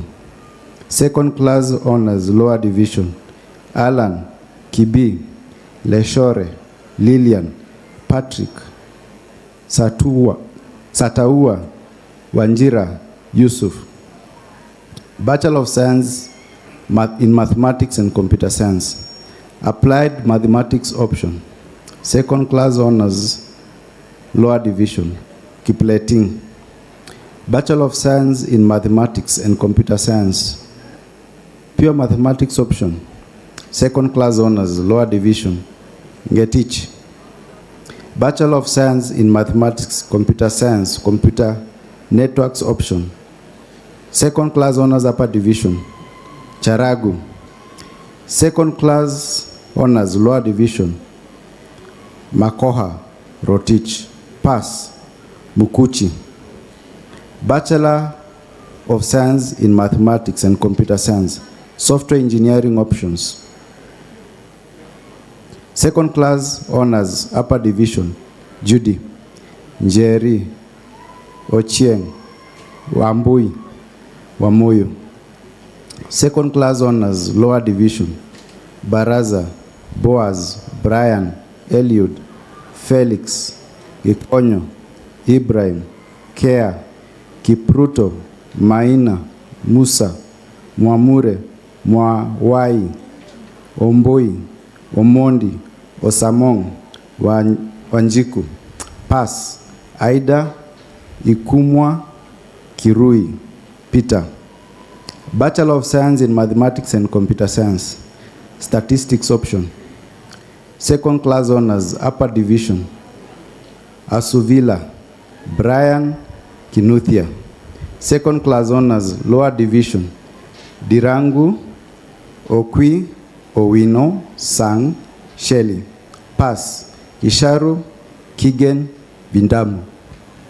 Congratulations to all.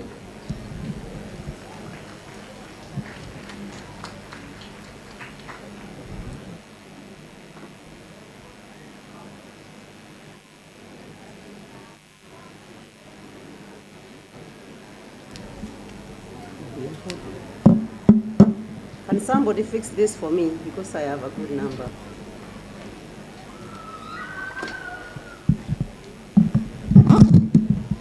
In the 2023, Mr. Chancellor, in the 2023 academic year, the following 582 student candidates satisfied the Board of Education and Social Sciences and the Senate for the conferment of respective bachelor's degree of Kenya Methodist University, Bachelor of Arts in Communication and Journalism, first class honors, Sonde Dorode Malala.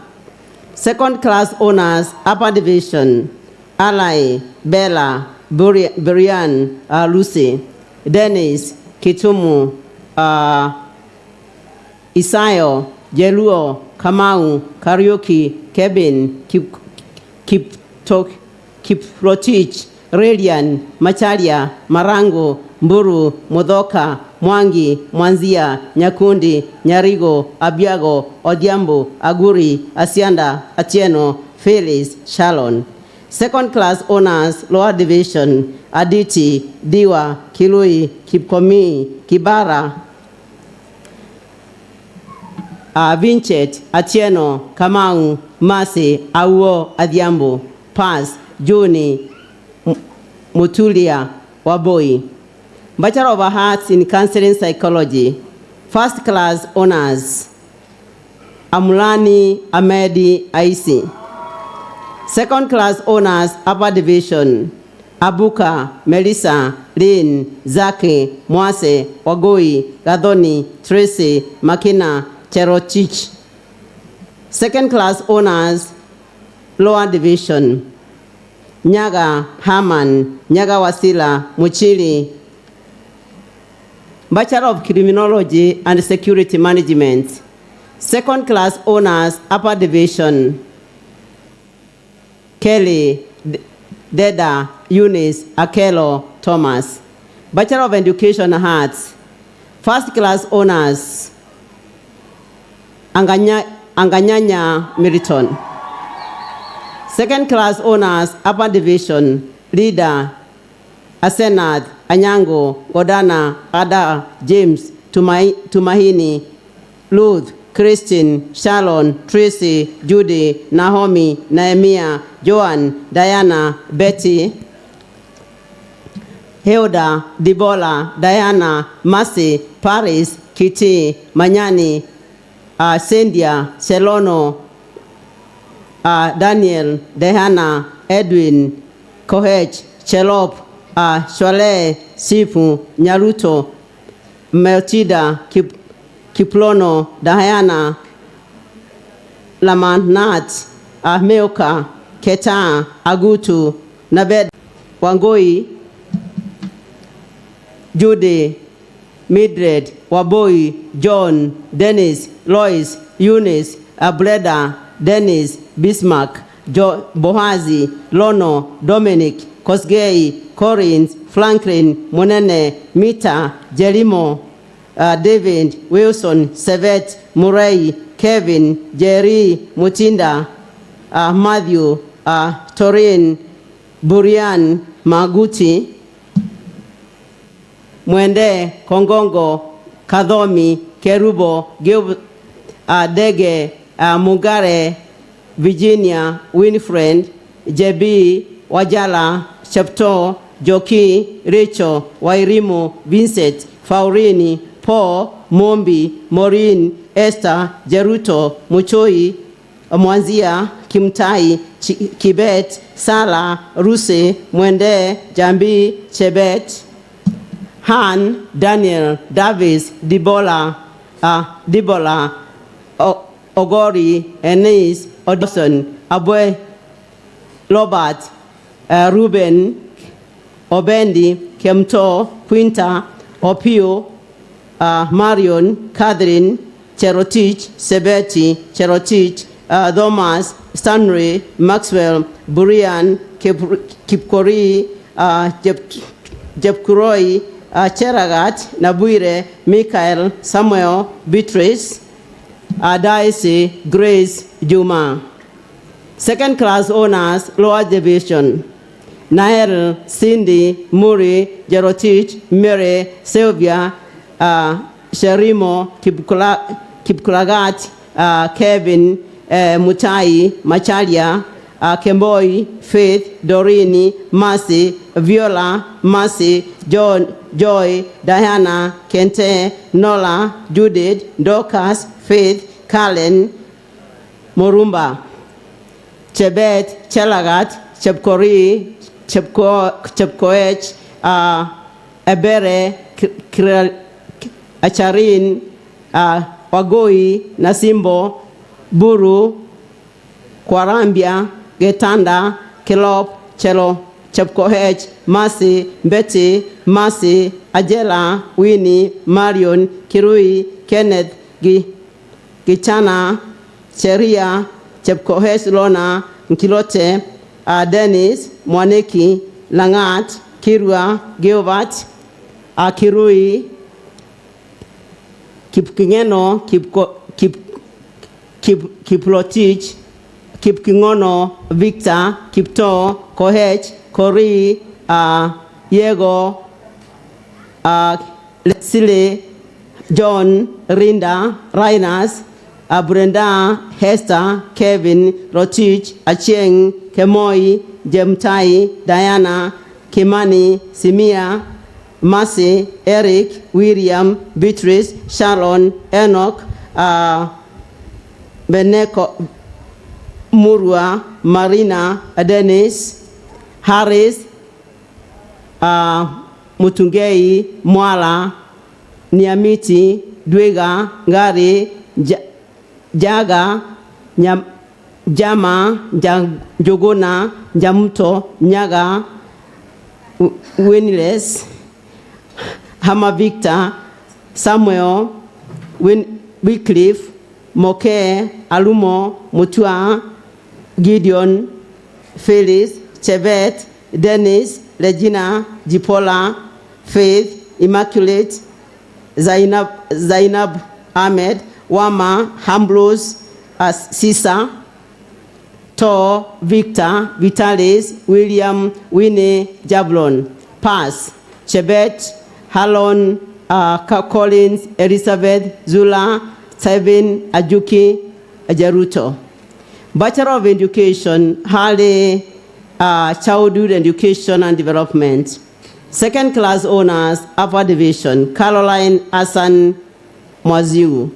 Pass, Jeremy. Bachelor of Education, primary option. Second class honors, Upper Division, Zainabu and Simeon. Bachelor of Education, Science.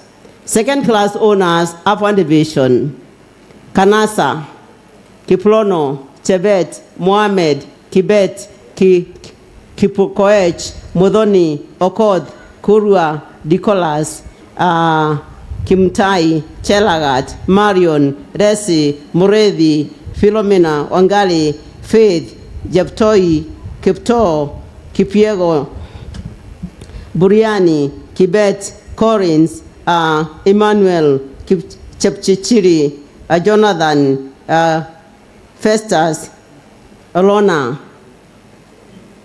Leuto, Letula, Kwamboka, Musembi, Muringe, Olunya, Rendia, Muo, Daniel, Kideka, Adenya, Boniface, Kevin, Jerry, Omwanga, Odhiambo, Burian, Terika, Abraham, and Winnie.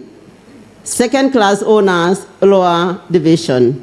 Charuto, Atieno, Nyamboke, Stanley, Faith, Vance, Johnson, Faith, Flossie, Miriam, Mercy, Brenda, Lovenda, Cherotich, Wako, Nyawela, Kilui, Jurian, Hemi, Lob, Semtai, Faith, Felix Munene, Friendrick, Gadui, Geoffrey, Gikunda, Geovat, Gitale Mutungi, Githengi, Gloria, Ilali, Brenda, Quinta, Naomi, Beatrice, Joseph, Joy, Kagai, Kagule, Kakai, Kaluko, Kenda, Kanda, Kango, Kalunga, Ali, Karie, Kibeti, Kilonzo, Kimtai, Kibwele, Chepchechiri, Kimchumba, Kipkemboi, Kipkori, Kiprotich, Shandrak, Neri, Kirop, Kirui, Kisaika, Koech, Kori, Koskei, Reonand, Joel, Orare, Rendia, Makoli, Matichebet, Matichelegat, Miriam, Moema, Mugo, Muremi Kenneth, Mutemi, Modhoni, Mutua, Mwari, Mwangi, Muisia, Mwirigi, Nato, Jilo, Dina, Stanley, Amati, Vincent Atieno Nusu, Vincent Alo Nyandolo, Herlik Mukwa, Korisi Paul and Grace, Lutele Faith Cherotichi Odiambu Naomi Wanjala Acheng Peter Emmanuel Same Bernard Anyango Mara Bea Auku Pass Viegon Cherop Corins Jebichi Kumbu Kuridi Kibeti Kimbotich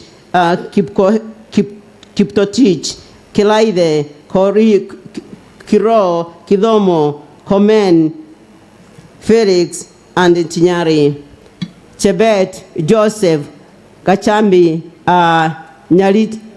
Nyalingoti Rotich Martin Daniel Joseph Daniel Osolo Julwa Duncan Emmanuel Jebkoich Kibeti David and Wafula.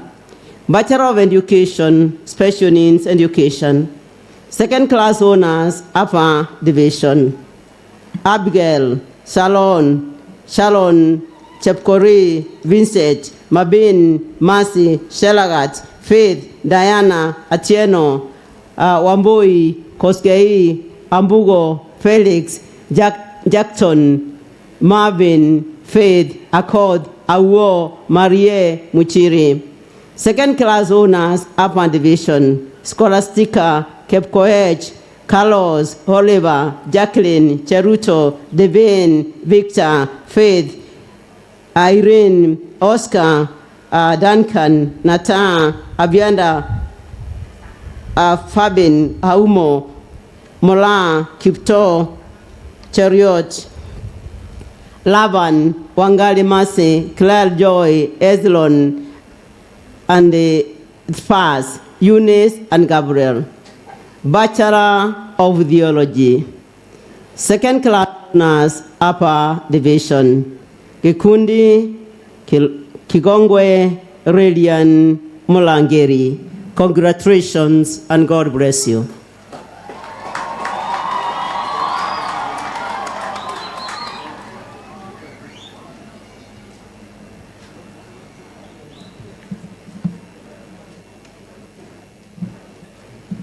Mr. Chancellor, sir, in the 2023 academic year, the following 328 candidates satisfying the Board of Examiners in Cambridge Business School and Senate for the conferment of respective bachelor degrees of Kenya Methodist University.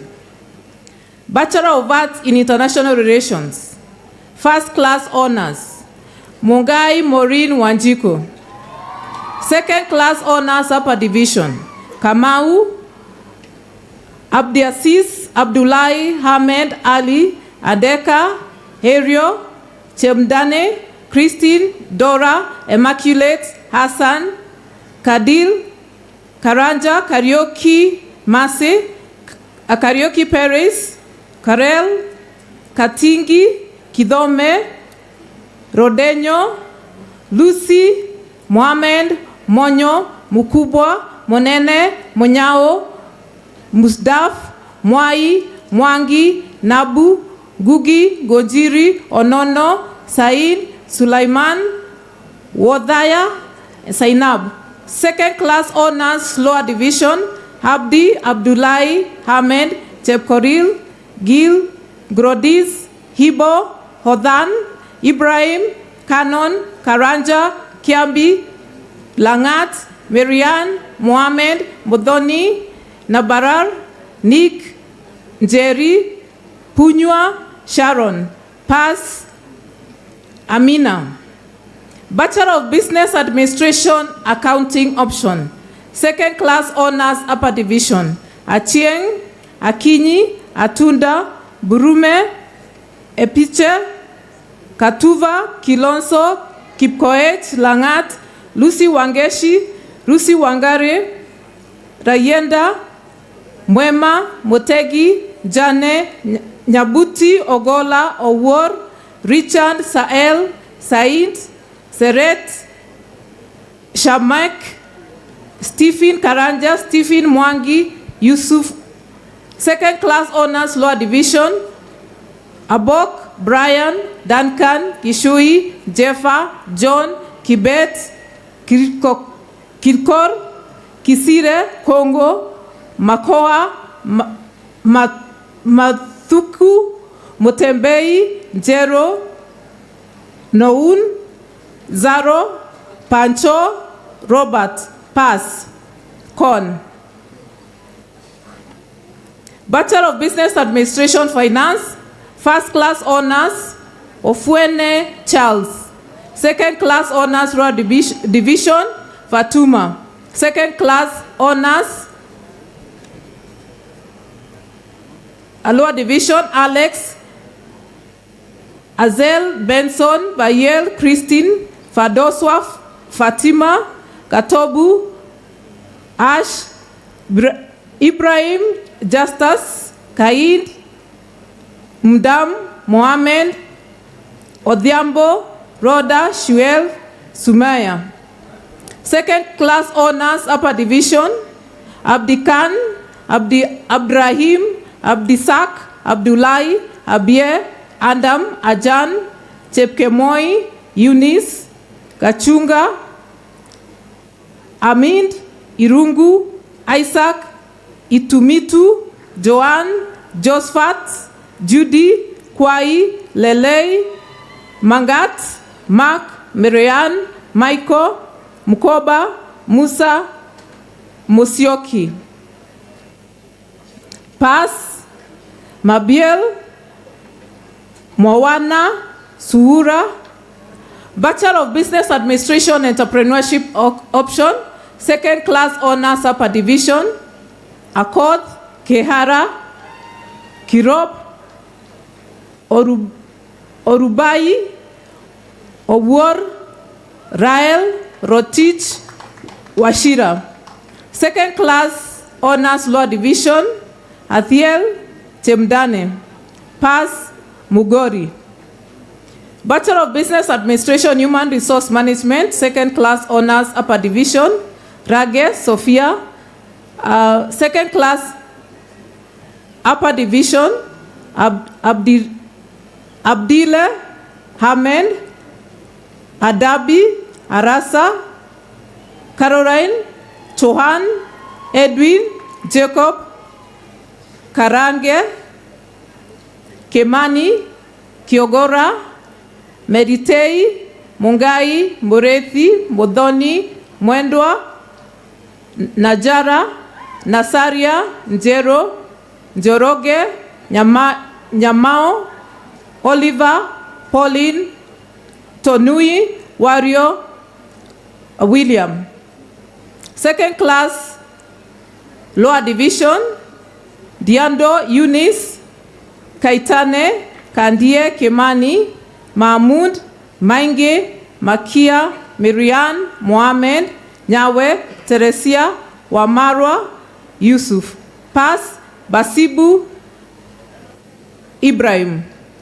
Bachelor of Business Administration Marketing option, second class honors upper division, Getonga, Karaoke, Kemuma, Mwaora, Guku, Mtwiga, Nyakundi, Obor, Omar, Ronald, Duo. Second class honors lower division, George, John, Korumbi, Kamau, Ondero, Aru, Mubei, Mutuko, Otieno, Wangeshi, Wanja. Pass, Kese, Steve, Sulaiman. Bachelor of Business Administration Office Management, Abdishakul, Joseph, Kaul, Maina. Second class honors lower division, Amake. Bachelor of Business Administration Procurement and Supply Chain Management. Second class honors upper division, Abdi Mahat, Abdi Waidi, Hali, Aok, Bobe, Esther, Faith, Fadoswa, Gikundi, Henry, Hussein, Idris, Immaculate, Joshua, Juma, Kadenya, Kemadi, Koren, Mainam, Macau, Margaret, Masave, Masiline, Mohammed, Ogeto, Omondi, Otieno, Peneti, Gabel, Rispa Akinyi, Rispa Mboro, Rufo, Sanda, Sora, Timothy, Wilfred. Second class honors, lower division, Abdi, Abdirasak, Akinyi, Bure, Dedan, Deng, Gat, Aji, Ibrahim, Joseph, Juliet, Juma, Abdillahi, Juma Wanga, Kevin, Kidome, Maijils, Mahil, Maureen, Mogambi, Motiso, Panchol, Yusuf, Paz, Ali, Jonathan. Bachelor of Business Administration, Microfinance, Motiso. Bachelor of Business Administration, Project Management, Evelyn Namutui. Bachelor of Science, Hospitality Management, First Class Honors Upper Division, Katweri, Motisia, Oyek, Waweru. Second Class Honors, Lower Division, Kadambi, Ye, Pass, Mochama. Bachelor of Science in Travel Tourism Management, Class Honors Upper Division, Amos, Dorcas, Kevin, Kinywa, Maron, Festus. Congratulations.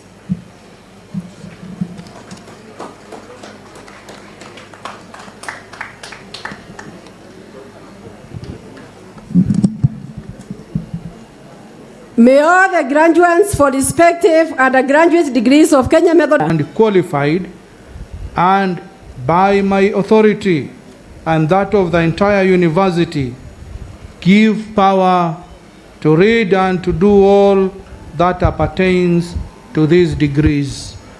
Congratulations.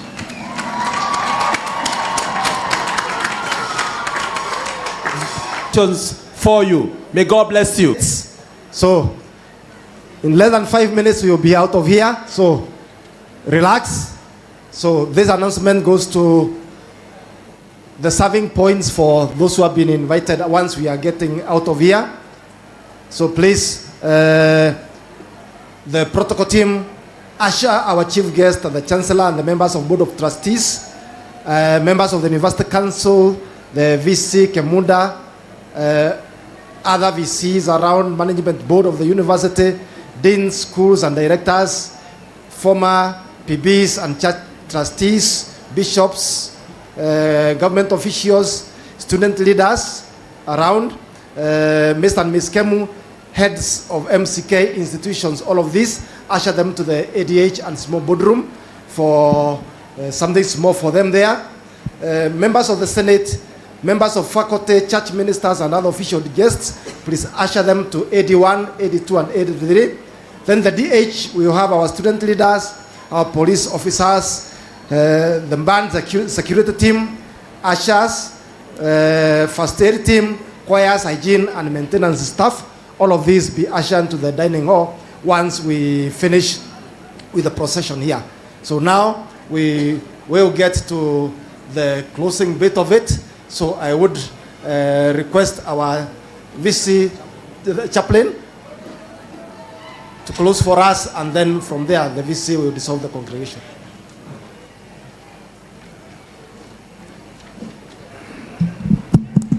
We thank God for the far He has brought us. We give Him all the glory. We shall sing a hymn, but in the interest of time and being cognizant of the mood of the audience, I'll ask that we only sing 2 stanzas, then I'll make the benedictory prayers, after which we shall be dismissed. Shall we all stand? Worship team, please, Mr. Musyoka and the band. I seek your indulgence. Worship team.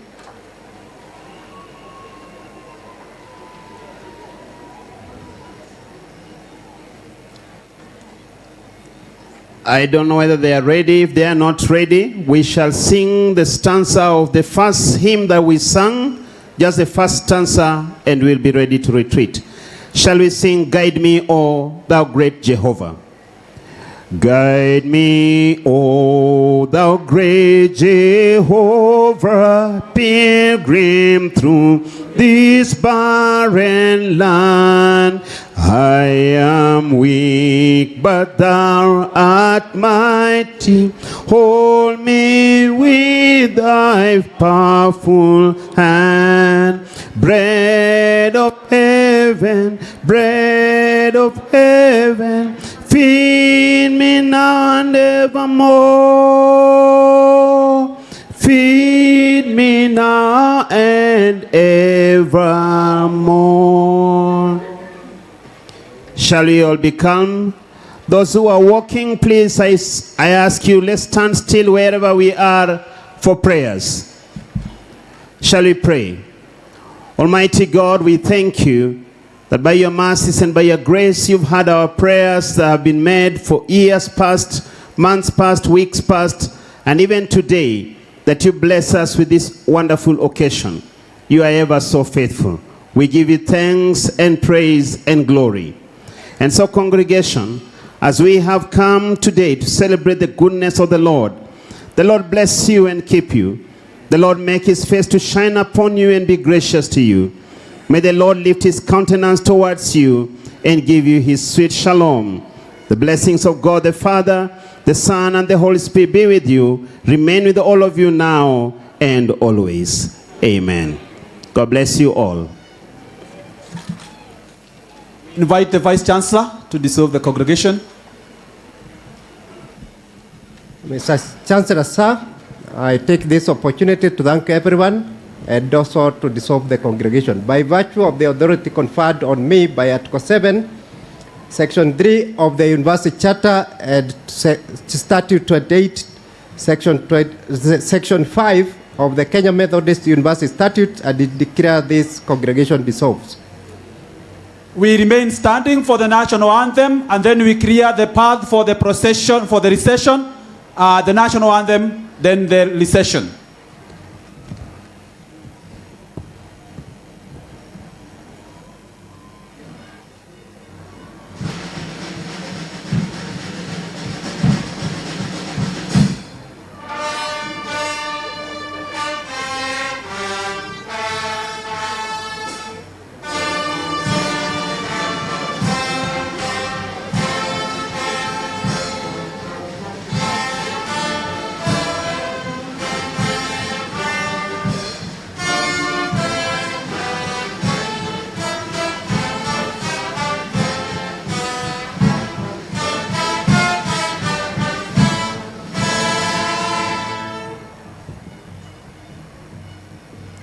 Thank you. May the Lord bless you. We'll have the recession, and this will be the opposite order, the way we came. So the Chancellor and the guests will be in the team, the lead, and the rest of us will follow. So with the police guard, please lead us through the recession process. Thank you very much. Thank you for coming. Thank you for being part of us this day. Thank you for celebrating. Continue the celebrations as the Lord blesses you as you return home, and tell others about the university. Tell them to come to Kemu. Thank you. God bless you. God do you good. I have been your MC, John Mushiri. God bless you.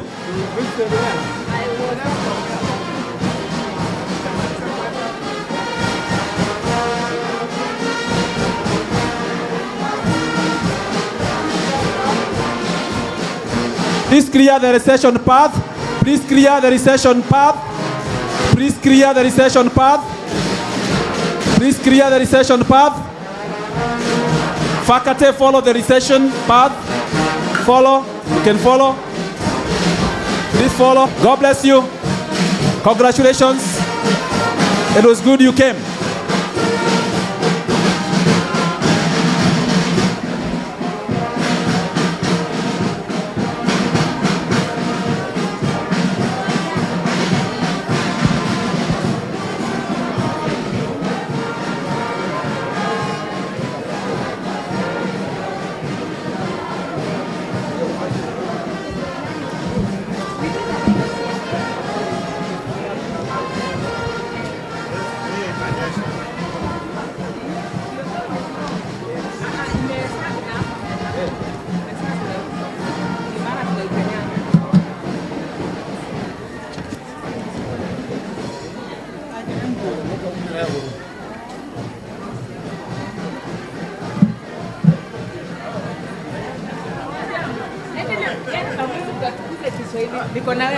Niko na wewe.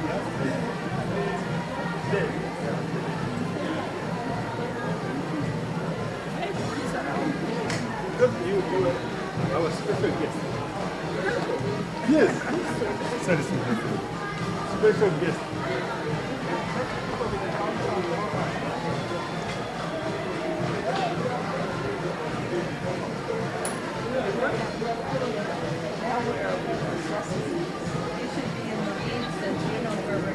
Well, actually, you'll get through fast.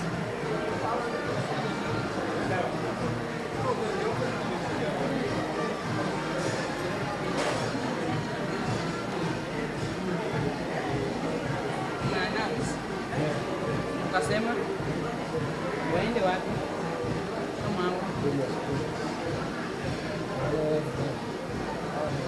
hawa waende enwa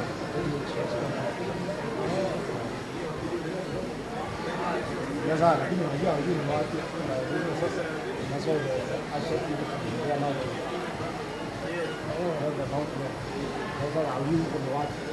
Ndio sasa wewe atuishi wa maisha yako.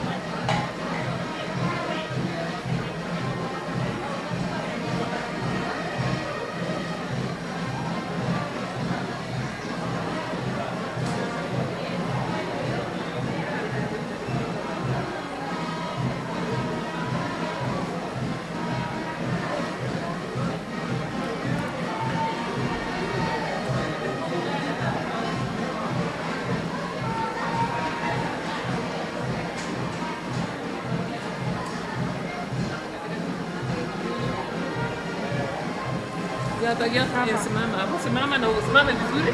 Stand properly. Stand properly. Alone. Shika hiyo maua vizuri.